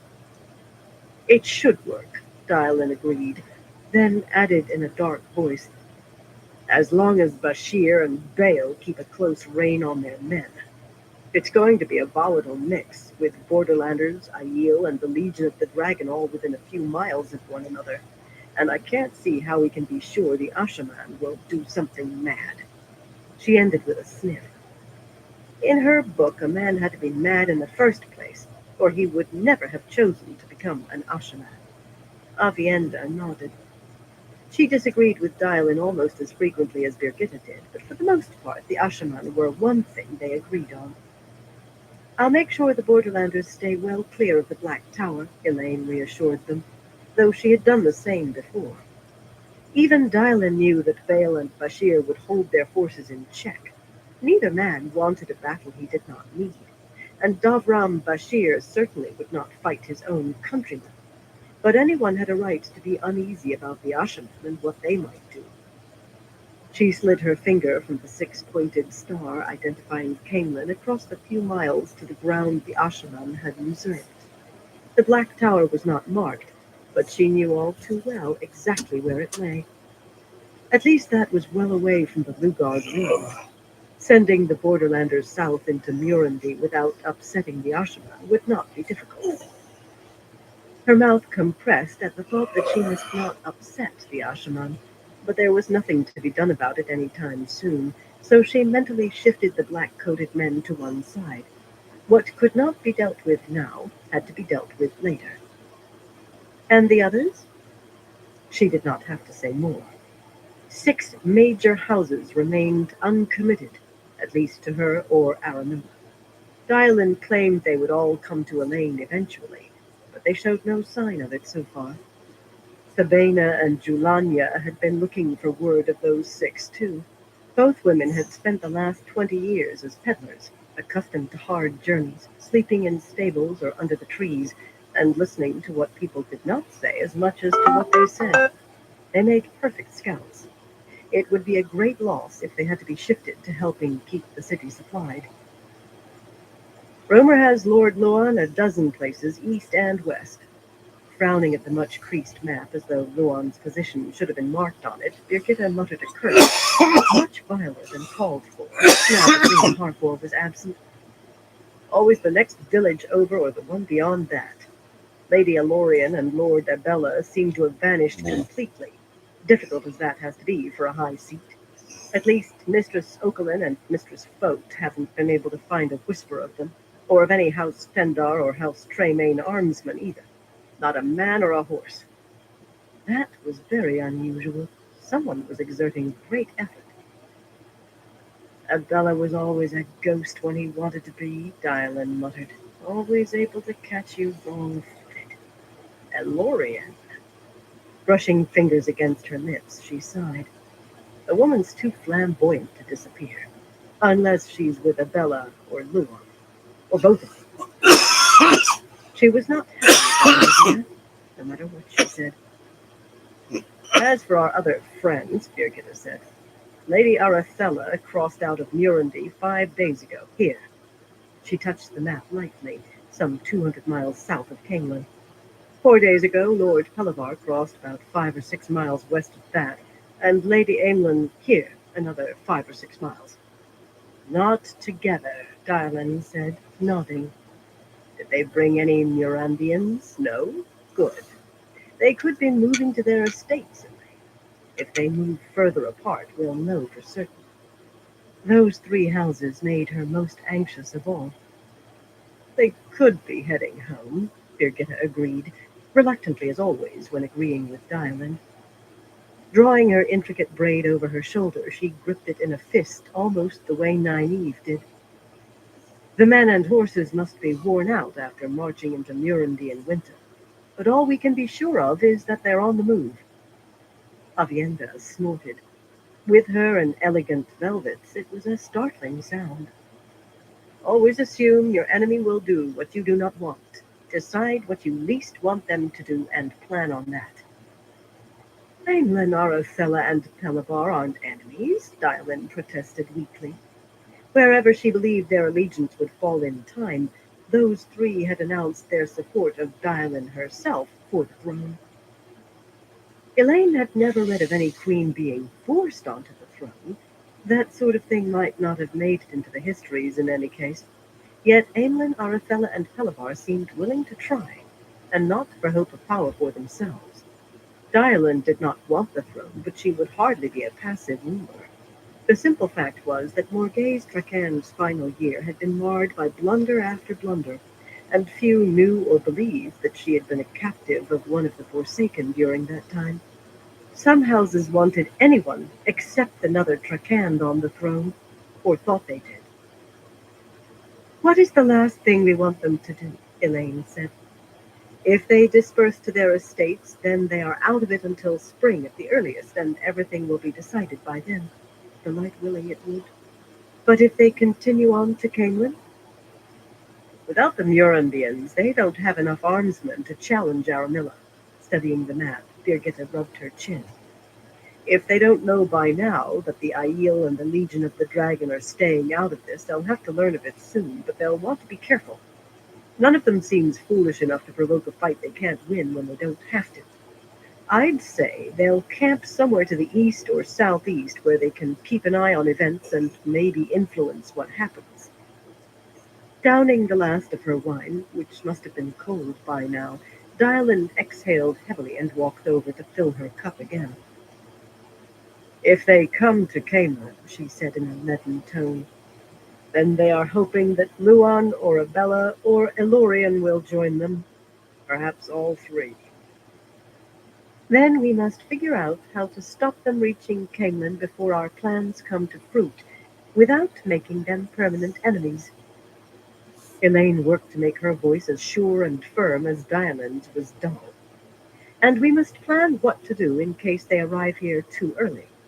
If that happens, Diamond, you will have to convince them the choice is between me and Aramilla. Otherwise, we'll be in a tangle we may never straighten out, and all of Andor in it with us. Dialyn grunted as if she had been punched. The last time the great houses split evenly among three claimants for the Lion Throne had been nearly 500 years ago, and 7 years of open war followed before a queen was crowned. The original claimants were all dead by that point. Without thinking, Elaine picked up her teacup and took a sip.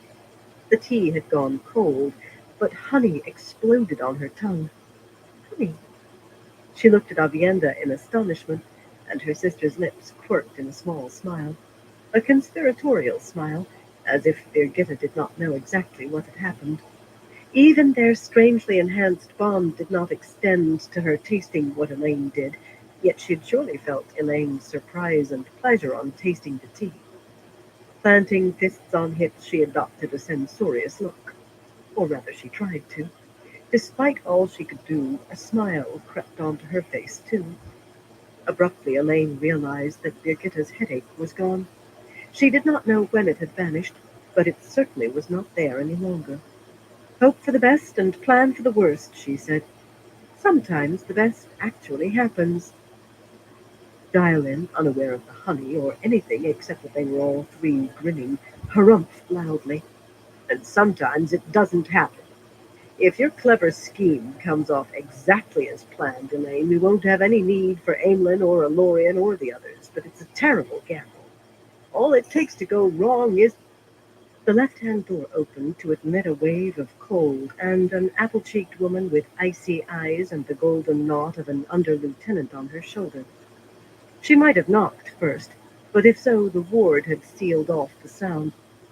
Like Rosoria, Saigon Sakurin had been a hunter for the Horn before joining Elaine's bodyguard. It seems the guard had changed. The wise one Monala wishes to see the Lady Elaine, Saigon announced, drawing herself up rigidly. Mistress Karastovan is with her.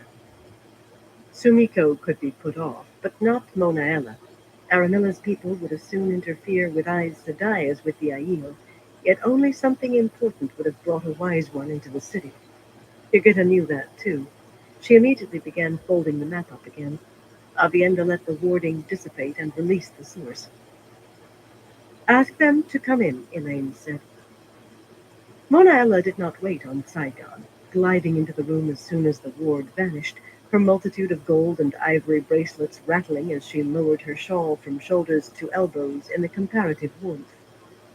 Elaine did not know how old Mona Ella was. Wise ones were not as reticent about age as Aes Sedai, but they were oblique. Yet she appeared not far into her middle years. There were hints of red in her waist-long yellow hair, but not a touch of gray. Short for an Aiel, shorter than Elaine, with a mild, motherly face, she was barely strong enough in the power to have been accepted into the White Tower, but strength did not count among wise ones, and among them she stood very high. More importantly, for Elaine and Avienda, she had been the midwife at their rebirth as first sisters.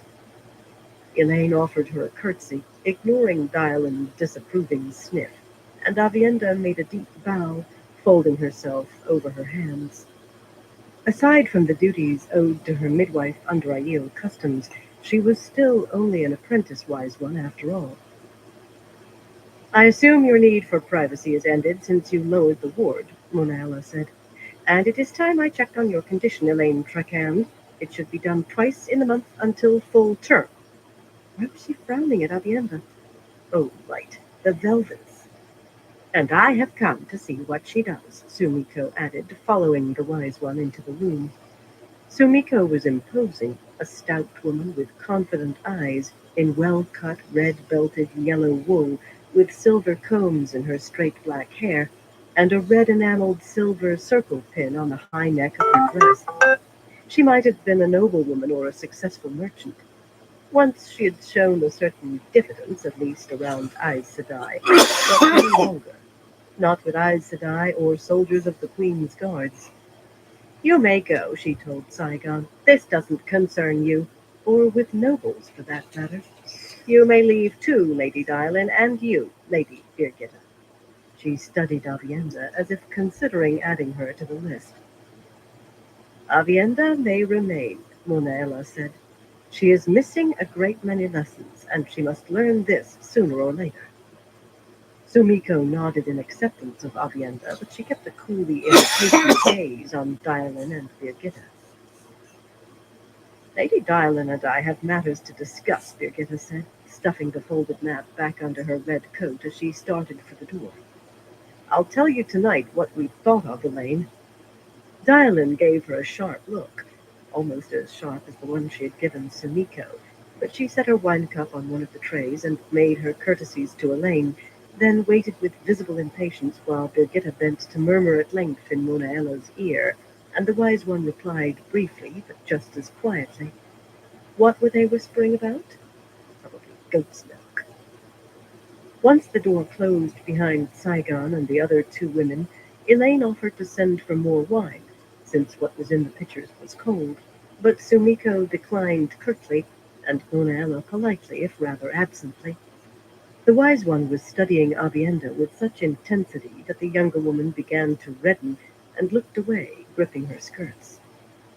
You mustn't take Avienda to task about her clothes, Mona Ella, Elaine said. I asked her to wear them, and she did, as a favor to me. Pursing her lips, Mona Ella thought before answering. First sisters should give one another favors, she said finally. You know your duty to our people, Avienda. So far you have done well at a difficult task. You must learn to live in two worlds, so it is fitting that you become comfortable in those clothes. Avienda began to relax, until Mona Ella continued. But not too comfortable. From now on, you will spend every third day and night in the tents. You can return with me tomorrow. You have a great deal to learn yet before you can become a wise one, and that is as much your duty as is being a binding cord. Elaine reached out and took her sister's hand, and when Avienda tried to let go after one squeeze, she held on. After a brief hesitation, Avienda clung too. In a strange way, having Avienda there had comforted Elaine for the loss of Rand. She was not only a sister, but a sister who also loved him. They could share strength and make each other laugh when they wanted to cry, and they could cry together when that was needed. One night in three alone very likely meant one night in three weeping alone. Light! What was Rand doing? That awful beacon to the west was still blazing as strongly as ever, and she was certain that he was in the heart of it. Not one particle had changed in the bond with him, but she was certain. Suddenly she realized that she had a crushing grasp on Avienda's hand, and Avienda was holding hers as fiercely. They loosened their grips at the same instant. Neither let go, however. Men cause trouble even when they are elsewhere, Avienda said softly. They do, Elaine agreed. Mona Ella smiled at the exchange. She was among the few who knew about the bonding of Rand, and who the father of Elaine's baby was. None of the kinswomen did, though. "I think you've let a man cause you all the trouble he could, Elaine," Sumiko said primly. The kin's rule followed the rules for novices and accepted, forbidding not only children, but anything that might lead to them, and they held to it strictly. Once a kinswoman would have swallowed her tongue before suggesting an Aes Sedai fell short of their rule. Much had changed since then, however. "I'm supposed to travel to Tyr today, so I can bring back a shipment of grain and oil tomorrow, and it is growing late. So if you are done talking about men, I suggest you let Mona Ella get on with what she came for." Mona Ella positioned Elaine in front of the fireplace, close enough that the heat from the nearly consumed logs was near to uncomfortable. It was best if the mother was very warm, she explained. Then the glow of Sidar surrounded her, and she began to weave threads of spirit and fire and earth. Avienda watched almost as avidly as Sumiko. "What is this?" Elaine asked, as the weave settled around her and sank into her. "Is it like delving?" Every Aes Sedai in the palace had delved her, though only Marililla had sufficient skill with healing for it to be much use. But neither they nor Sumiko had been able to say much more than that she was with child. She felt a faint tingling, a sort of hum inside her flesh. "Don't be silly, girl," Sumiko said absently. Elaine raised an eyebrow and even thought of waving her great serpent ring under Sumiko's nose, but the round-faced woman did not appear to notice. She might not have noticed the ring either. She was leaning forward, peering as though she could see the weave inside Elaine's body. "The wise ones learned about healing from me, and from Nynaeve, I suppose," she allowed after a moment. Old Nynaeve would have gone up like an illuminator's firework hearing that. But then Sumiko had outstripped Nynaeve long since. "And they did learn the simple form from Aes Sedai." A snort like ripping canvas showed what Sumiko thought of the simple form, the only sort of healing Aes Sedai had known for thousands of years. "This is something of the Wise One's own."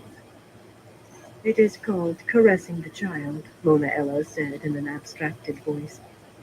Most of her attention was focused on the weave. A simple delving to learn what ailed someone. It was simple, come to think. Would have been finished by now, but she altered the flows, and the hum inside Elaine changed pitch, sinking deeper.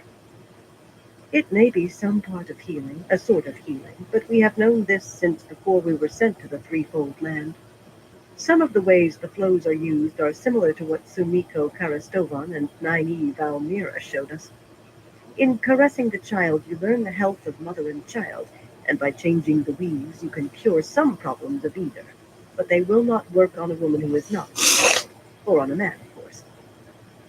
The hum grew louder until it seemed everyone must be able to hear it. Elaine thought her teeth were vibrating. An earlier thought returned to her, and she said, "Will channeling hurt my child? If I channel, I mean. No more than breathing does." Mona Ella let the weave vanish with a grin. "You have two. It is too early to say whether they are girls or boys, but they are healthy, and so are you." Two. Elaine shared a wide smile with Avienda. She could almost feel her sister's delight. She was going to have twins. Rand's babies. A boy and a girl, she hoped, or two boys. Twin girls would present all manner of difficulties for the succession. No one ever gained the rose crown with everyone behind her. Sumiko made an urgent sound in her throat, gesturing toward Elaine, and Mona Ella nodded. Do exactly as I did, and you will see. Watching Sumiko embrace the source and form the weave, she nodded again, and the round kinswoman let it sink into Elaine, letting out a gasp as if she felt the humming herself. You will not have to worry about birthing sickness, Mona Ella went on, but you will find that you have difficulty in channeling sometimes. The threads may slip away from you as though greased, or fade like mist, so you will have to try again and again to make the simplest weave or hold it. This may grow worse as your pregnancy progresses, and you will not be able to channel at all while in labor or giving birth. But it will come right after the children are born. You soon will become moody, too, if that has not already started, weepy one minute and snarling the next. The father of your child will be wise to step warily and keep his distance as much as he can. I hear she's already snapped his head off once this morning, Sumiko muttered. Releasing the weave, she straightened and adjusted her red belt around her girth. This is remarkable, Mona Ella. I never thought of a weave that could only be used on a pregnant woman. Elaine's mouth tightened, but what she said was, You can tell all of that with this weave, Mona Ella? It was best that people thought her babes were Dorlan Mellars. Randall Thor's children would be targets, stalked for fear or advantage or hatred. But no one would think twice about Mellars, perhaps not even Mellar. It was for the best, and that was that. Mona Ella threw back her head, laughing so hard that she had to wipe a corner of her eyes with her shawl. I knew this from bearing 7 children and having 3 husbands, Elaine Trecand. The ability to channel shields you from the birthing sickness, but there are other prices to pay. Come, Avienda, you must try too. Carefully now, exactly as I did. Eagerly, Avienda embraced the source, but before she had begun to weave a thread, she let Sidar go and turned her head to stare toward the dark panel toward the west. So did Elaine and Mona Ella and Sumiko. The beacon that had been burning for so long had just vanished. One instant it had been there, that raging blaze of Sidar, and then it was gone as if it had never existed. Sumiko's massive bosom heaved as she drew a deep breath.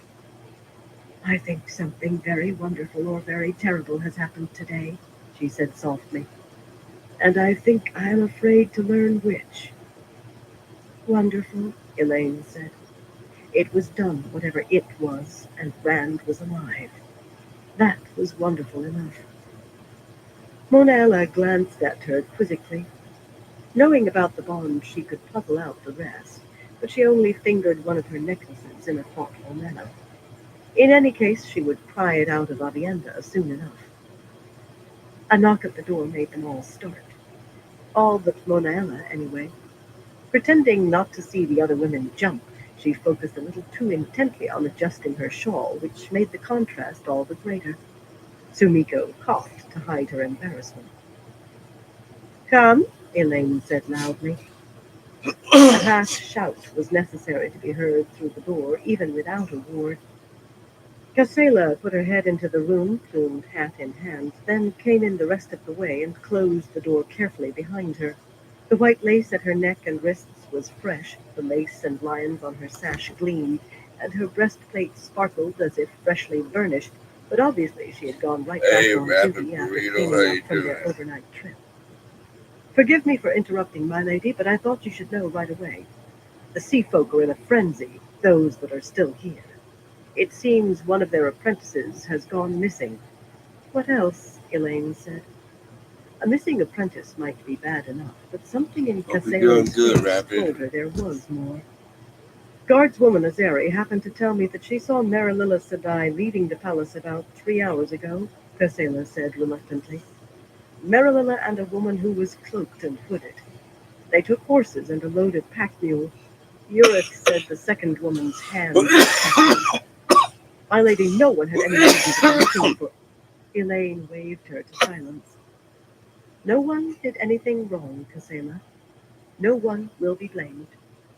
Not among the guards, anyway. A fine pickle this was.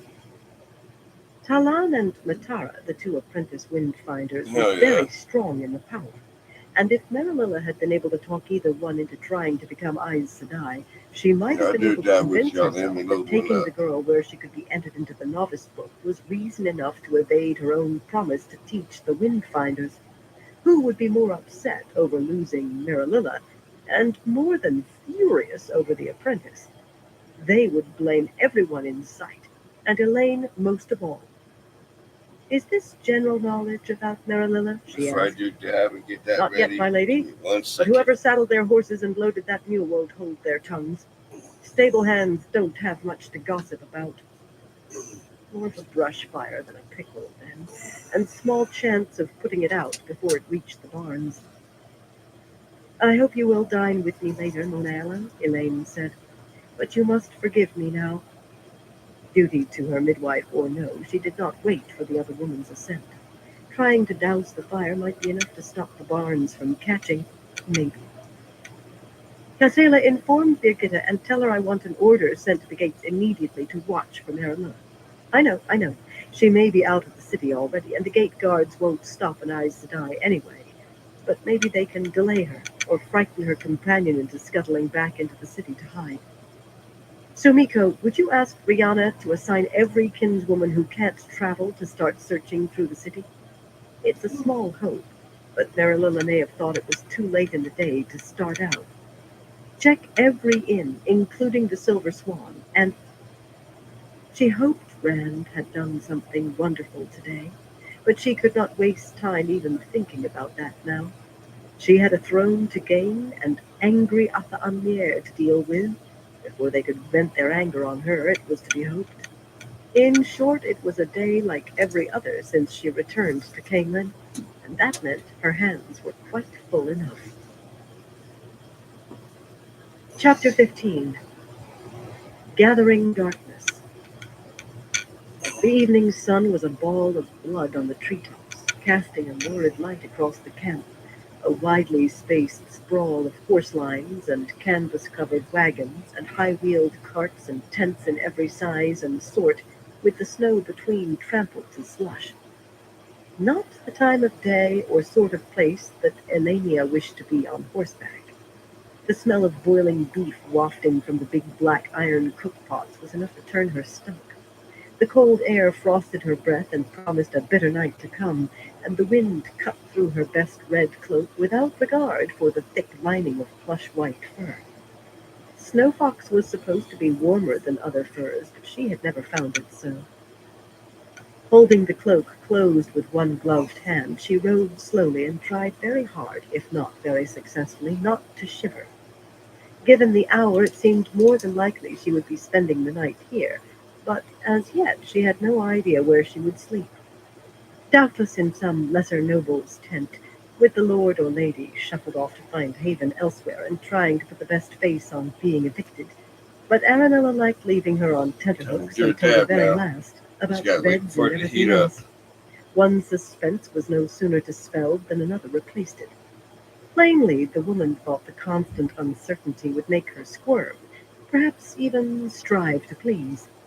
That was far from the only miscalculation Aranella had made, beginning with the belief that Elenia Sarang's claws had been clipped. She had just 4 men with the 2 golden boars on their cloaks as escort, and her maid, Janny, of course, huddling in her cloak till she seemed a bundle of green wool piled on her Oh, saddle. this ain't my first one And I've she had done. not seen a single This is fellow probably like more the in the 5th or camp who she 6th. could be sure held a scrap of loyalty to Sarang. Here and there, one of the clumps of men huddled around the campfire with their mulberries In one and joint. bean displayed House Anchar flag socks, and a double column of horsemen wearing Barin's winged armor passed her, heading in the opposite I was direction doing at a dabs off slow of this walk, too. hard-faced behind the bars of their helmets. They were of little real account in the long run. Harold and Lear had gotten singed badly by being slow when Morgaze took the throne. This time they would take Anshar and Barin wherever the advantage lay the instant they saw it clearly, abandoning Aranella with as great an alacrity as they had leapt to join her when the time came. Most of the men trudging through the muddy slush or peering hopefully into those disgusting cookpots were levies, Farmers and villagers gathered up when their lord or lady marched, and few wore any sort of house badge on their shabby coats and patched cloaks. Even separating putative soldiers from farriers and fletchers and the like was near impossible, since nearly all had belted on a sword of some description, or an axe. Quite a fair number of the women wore knives large enough to be called short swords, but there was no way to tell some conscripted farmer's wife from a wagon driver. They wore the same thick wool and had the same rough hands and weary faces. It did not really matter in any case. This winter siege was a dire mistake. The armsmen would begin going hungry long before the city did, but it gave Elenia an opportunity, and when an opening presented itself, you struck. Keeping her hood back far enough to show her features clearly in spite of the freezing wind, she nodded graciously to every unwashed lout who so much as looked in her direction, and ignored the surprised starts that some gave at her condescension.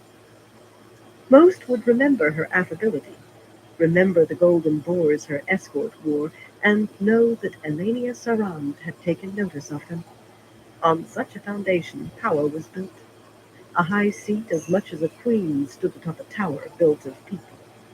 True, those at the bottom were bricks of the basest clay, yet if those common bricks crumpled in their support, the tower fell. That was something Aramilla appeared to have forgotten, if she had ever known. Elenia doubted that Aramilla spoke to anyone lower than a steward or a personal servant. Had it been prudent, she herself would have passed a few words at every campfire, perhaps grasping a little hand now and then, remembering people she had encountered before, or dissembling well enough to make it seem she did. Pure and simple, Aramilla lacked the wit to be queen. That was an ass hit of The a camp dab. covered more That ground wasn't than good most at all. towns, more like 100 clustered camps of varying sizes than one, so she was free to wander without worrying too much about straying close to the outer boundaries, but she took care anyway. The guards on sentry would be polite unless they were utter fools, yet without any doubt they had their orders. On principle, she approved of people doing as they were told, but it would be best to avoid any embarrassing incidents, especially given the likely consequences if Aramilla actually thought she had been trying to leave. She had already been forced to endure one frigid night sleeping in some soldier's filthy tent, a shelter hardly worth the name, complete with vermin and badly patched holes, not to mention the lack of Janny to help her with her clothes and add a little warmth under the sorry excuse for blankets, and that had been for no more than a perceived slight. Well, it had been an actual slight, but she had not thought Aranella bright enough to catch it. Light, to think that she must step warily around that pea-brained ninny. Pulling her cloak closer, she tried to pretend that her shudder was just a reaction to the wind. There were better things to dwell on, more important things. She nodded to a wide-eyed young man with a dark scarf wrapped around his head, and he recoiled as though she had glared.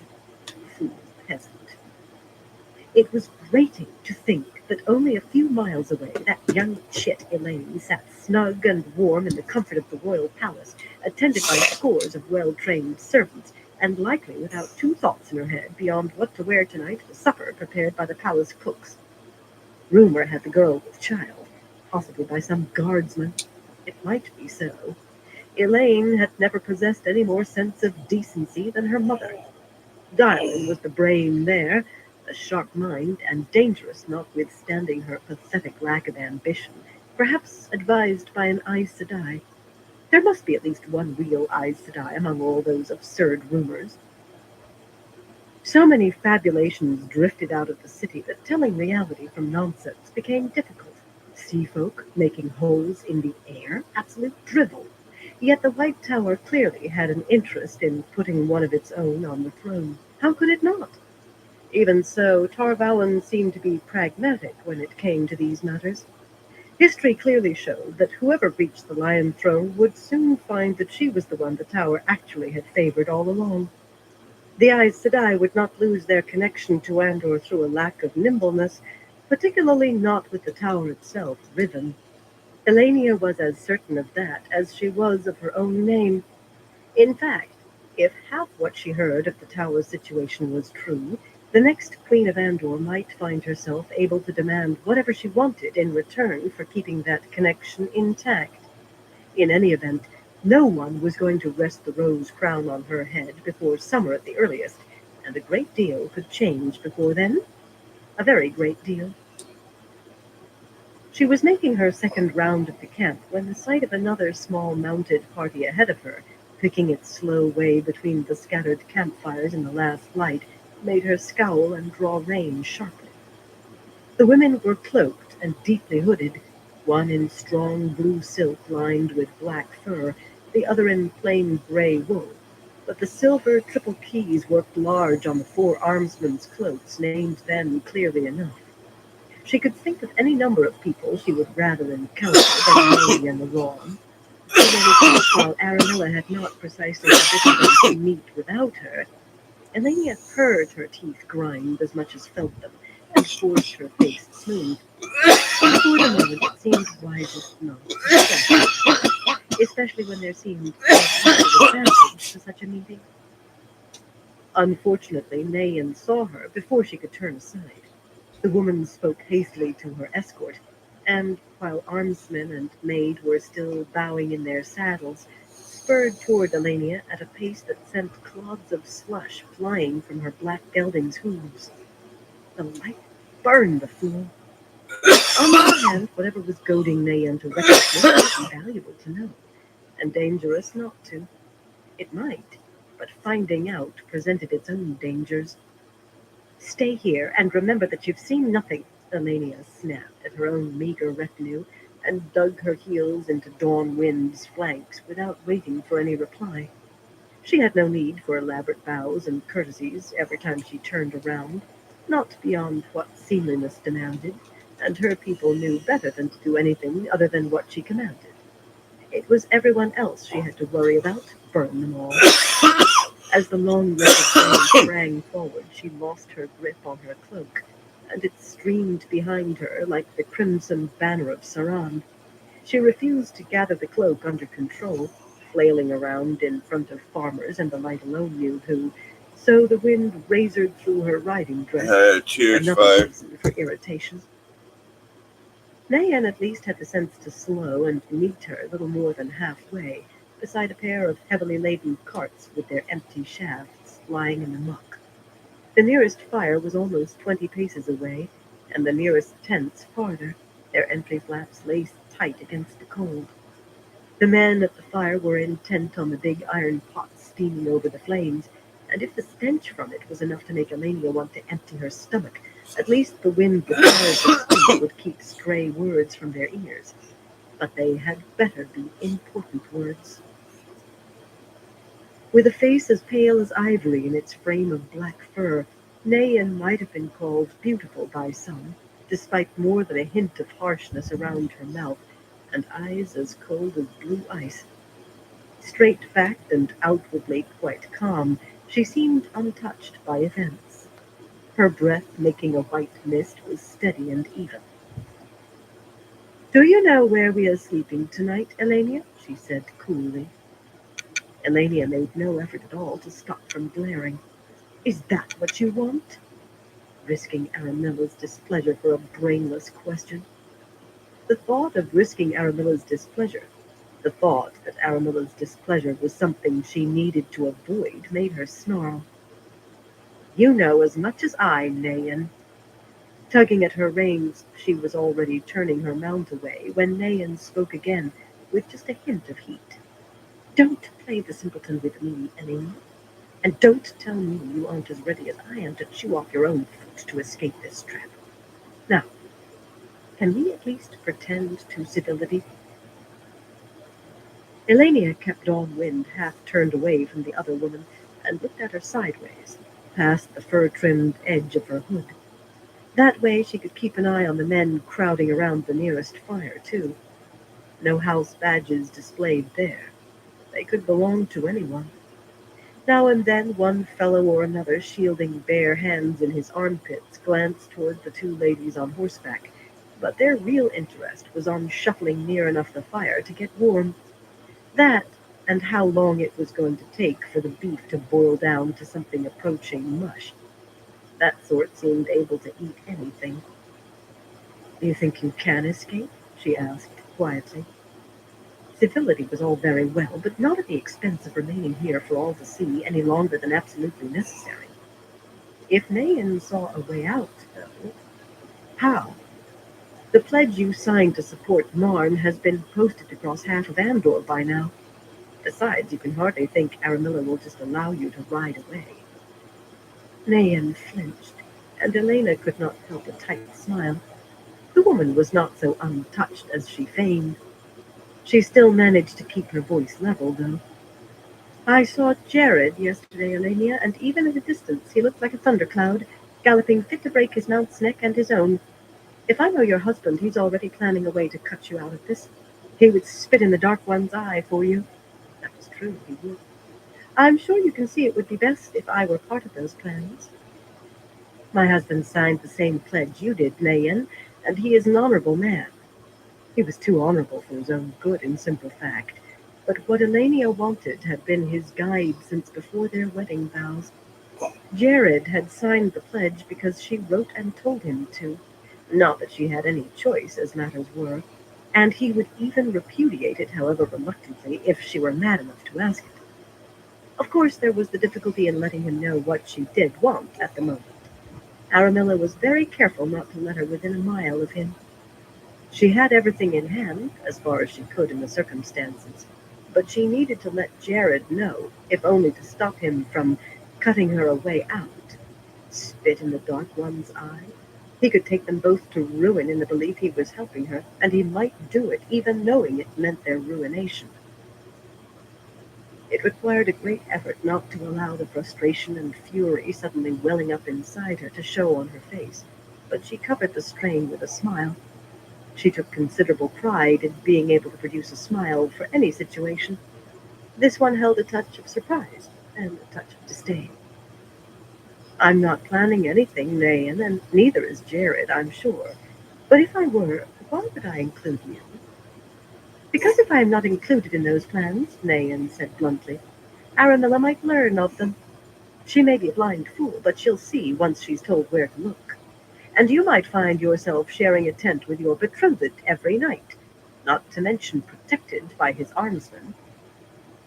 Elenia's smile melted, but her voice turned to ice, matching the frozen ball that abruptly filled her stomach. "You want to be careful what you say, or Aramilla may ask her Tarabana to play cat's cradle with you again. In truth, I think I can guarantee as much." It seemed impossible that Nayan's face could grow any whiter, yet it did. She actually swayed in her saddle and caught Elenia's arm as if to keep from falling. A gust of wind flung her cloak about, and she let it flail. Those once cold eyes were quite wide now. The woman made no effort to hide her fear. Perhaps she was too far gone to be capable of hiding it. Her voice came breathy and panicked. "I know you and Jared are planning something, Elenia. I know it. Take me with you, and I will pledge Iran to you as soon as I can be free of Aramilla." Oh, she was shaken to offer that. "Do you want to draw more attention than you already have?" Elenia snapped, pulling free of the other woman's grasp. Dawn Wind and the black gelding danced nervously, catching their riders' moods, and Elenia reined her bay hard to quiet him. Two of the men at the fire hurriedly put their heads down. No doubt they thought they saw two noblewomen arguing in the graying evening and wanted to attract no part of that anger on themselves. Yes, it must be only that. They might carry tales, but they knew better than to get mixed in their betters' arguments. "I have no plans to escape, none at all," she said in a quieter voice. Drawing her cloak close again, she calmly turned her head to check the carts and the nearest tents. If Nayan was frightened enough, when an opening presented itself, there was no one close enough to overhear, but she still kept her voice low. Matters might change, of course. Who can say? If they do, I make you this promise. Under the light and by my hope of rebirth, I will not leave without you. A startled hope bloomed on Nayan's face. Now to present the hook. If, that is, I have in my possession a letter written in your own hand, signed and sealed, in which you explicitly repudiate your support of Marn of your own free will, and swear the support of House Aran to me for the throne, under the light and by your hope of rebirth, nothing less will do. Nayan's head jerked back, and she touched her lips with her tongue. Her eyes shifted as though searching for a way out, for help. The black continued to snort and dance, but she barely tightened her reins enough to keep him from bolting, and even that seemed unconscious. Yes, she was frightened, but not too frightened to know what Elenia was demanding. The history of Andor contained too many examples for her not to know. 1,000 possibilities remained so long as nothing was in writing, but the mere existence of such a letter would put a bit between Nayan's teeth and the reins in Elenia's hands. Publication meant Nayan's destruction, unless Elenia was fool enough to admit to coercion. She could try to hang on after that revelation, yet even a house with many fewer antagonisms between its members than Iran, many fewer cousins and aunts and uncles ready to undercut one another in a heartbeat, would still break apart. The lesser houses that had been tied to Iran for generations would seek protection elsewhere. In a matter of years, if not sooner, Nayan would be left as the high seat of a minor and discredited remnant. Oh, yes, it had happened before. We've been together long enough. Elenia gathered her reins. I wouldn't want to set tongues wagging. Perhaps we will have another chance to speak alone before Aramilla takes Hide the your throne. wallet. What a vile thought. Perhaps.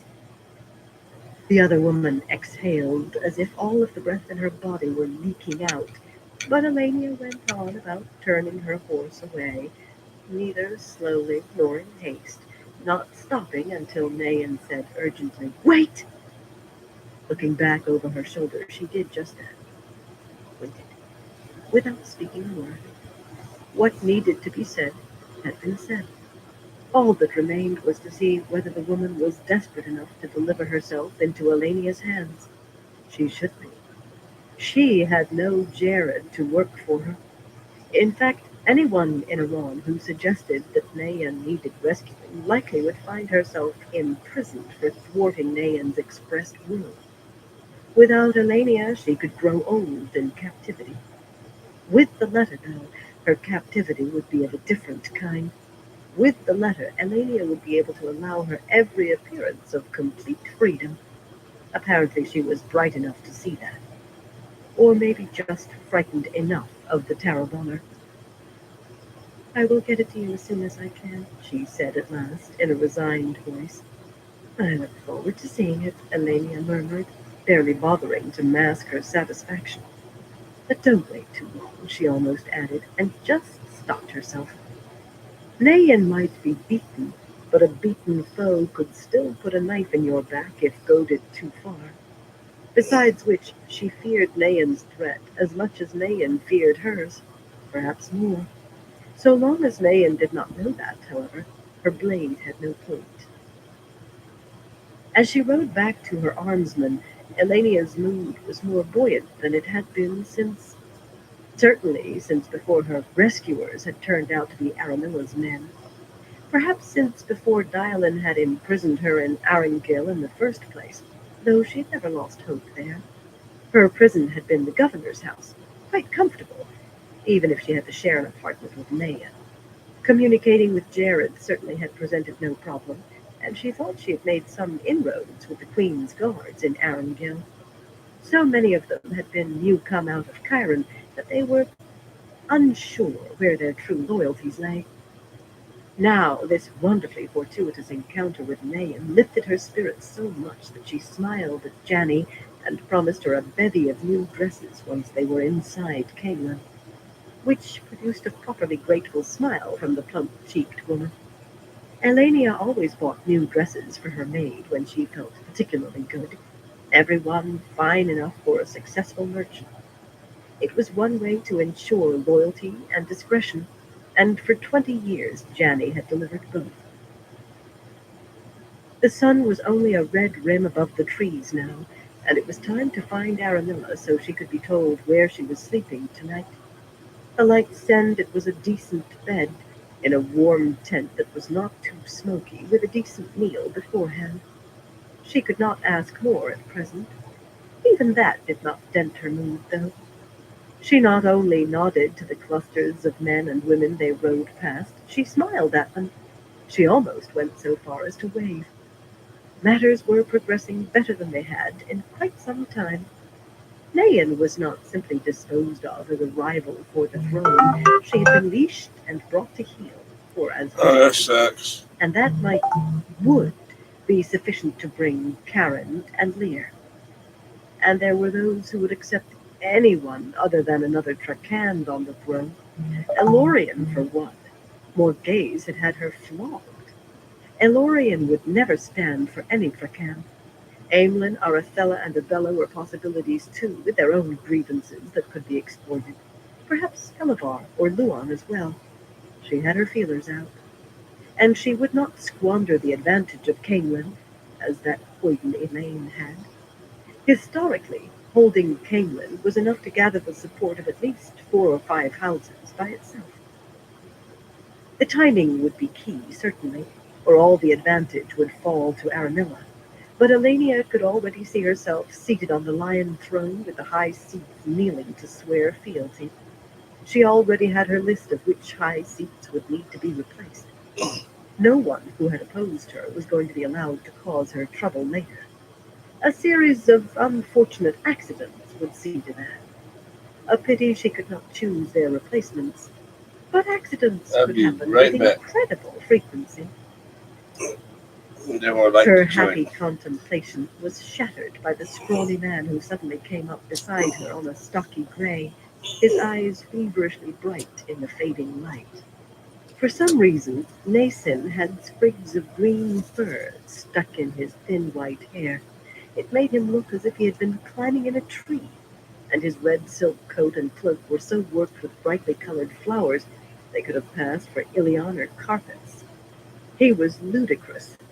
He was also high seat of the most powerful single house in Andor, and he was quite mad.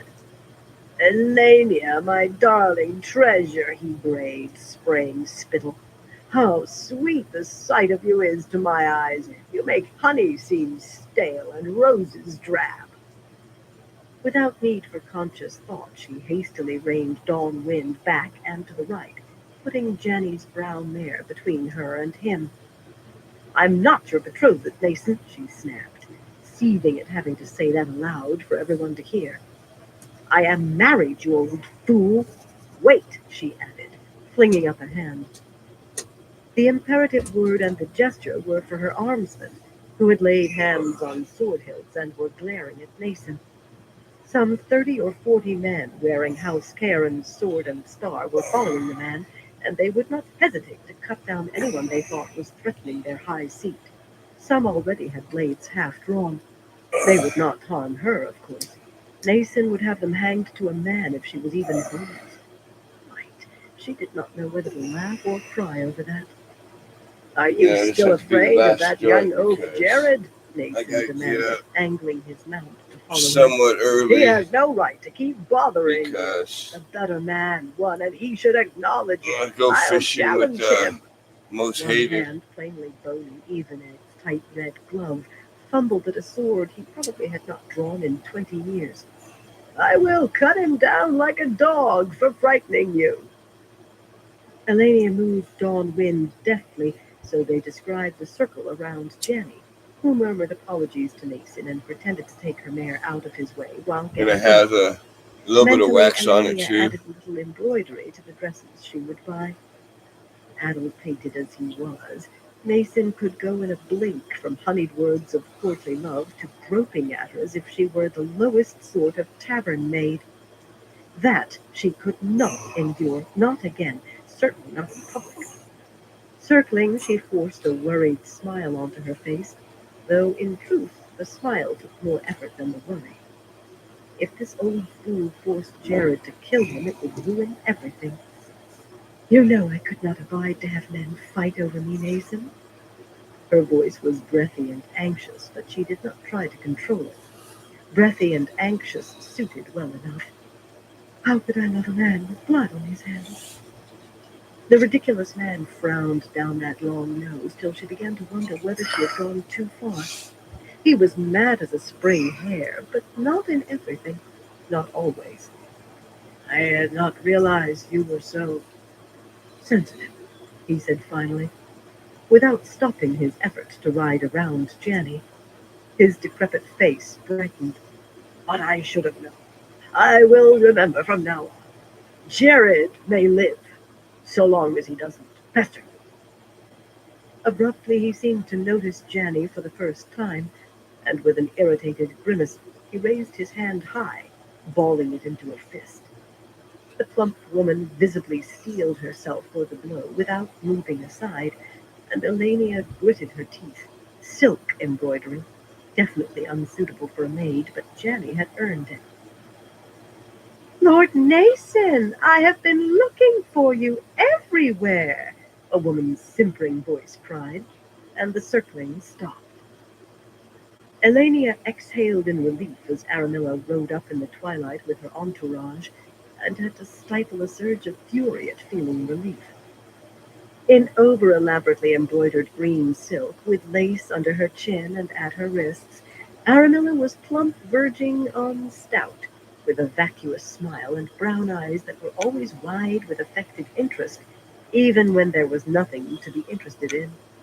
Lacking the brains to tell the difference, she possessed just enough cunning to know there were things that should interest her, and she did not want anyone to think she had missed them.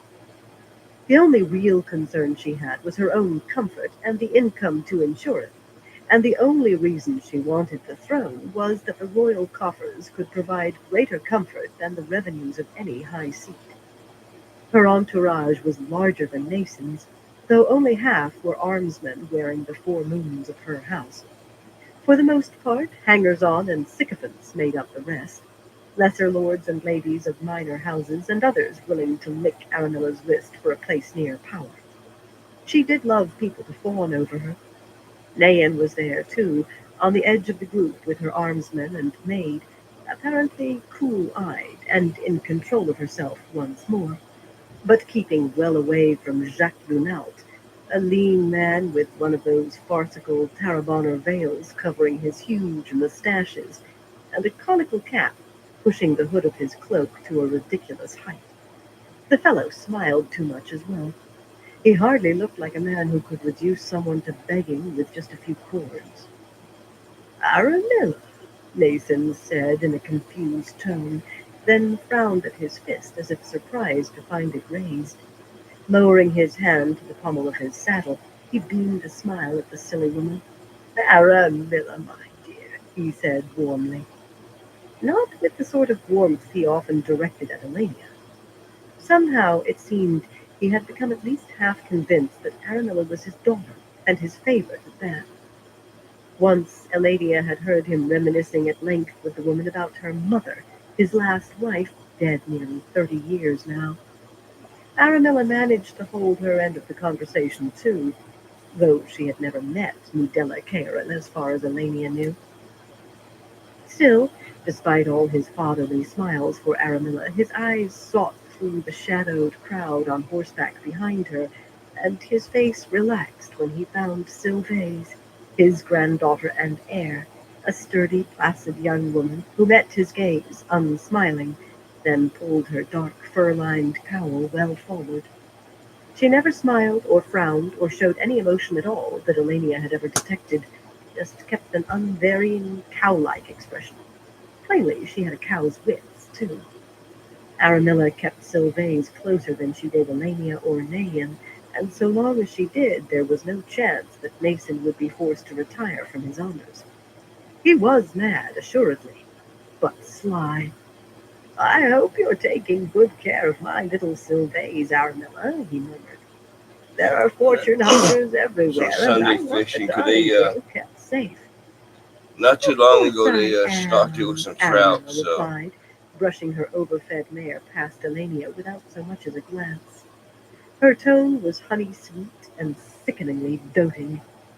You know I'll keep her as safe as I keep myself. Smiling that empty-headed smile, she set about straightening Mason's cloak on his shoulders and smoothing it with the air of someone settling a shawl on a beloved invalid. It's much too cold out for you. I know what you need. A warm tent and some hot spiced wine. I'll be happy to have my maid prepare it for you. Arline, accompany Lord Nason to his tent and fix him some good spiced wine. A slim woman in her entourage gave a violent twitch, then rode forward slowly, pushing back the hood of her plain blue cloak to reveal a pretty face and a tremulous smile.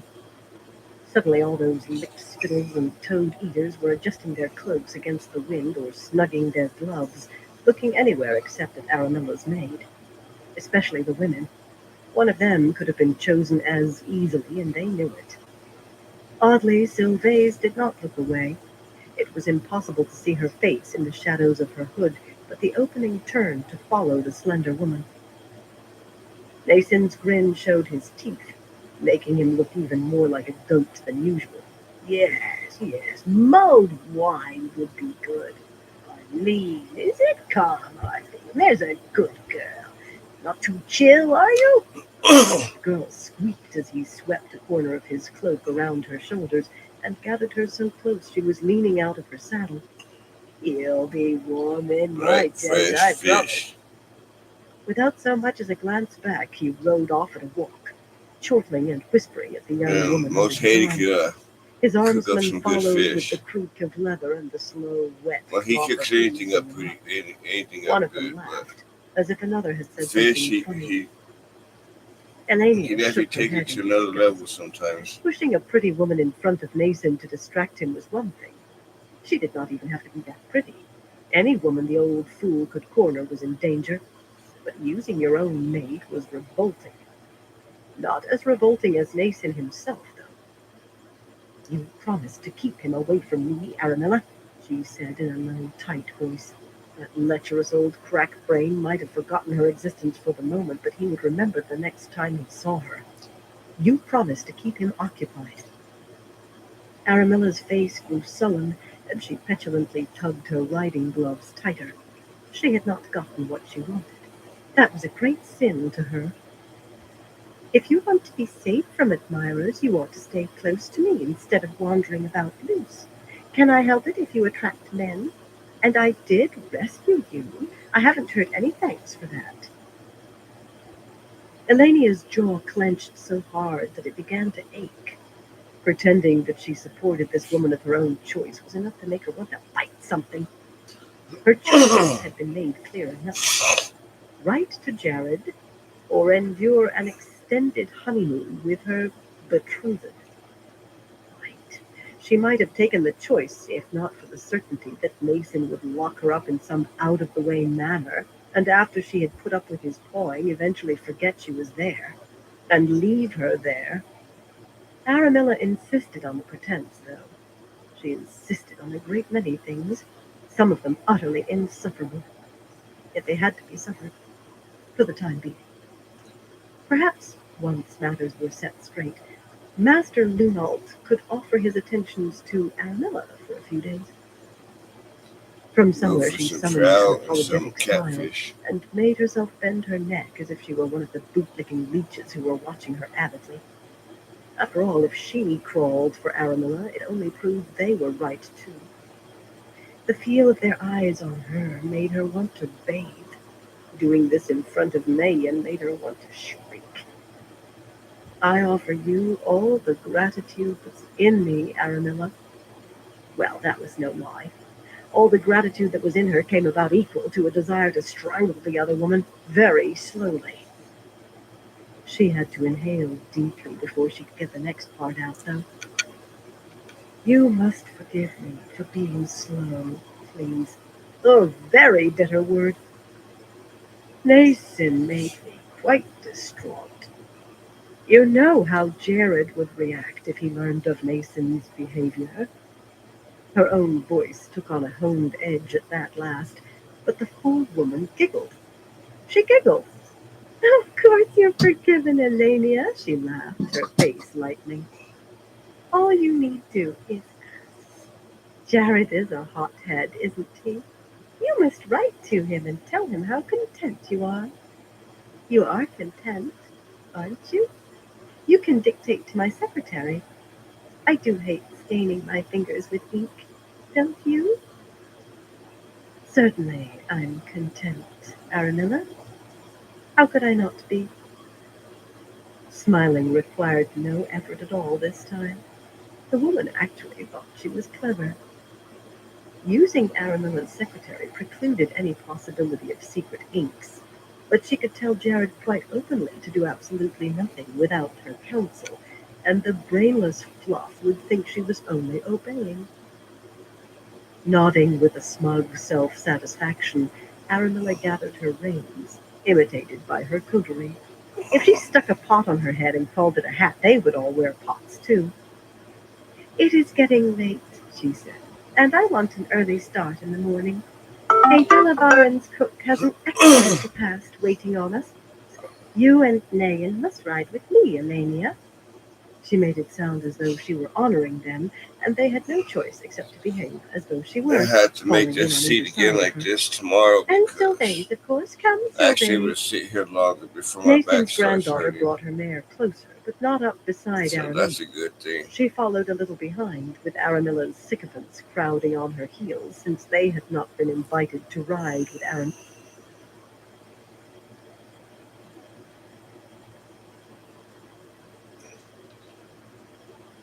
All right, everyone.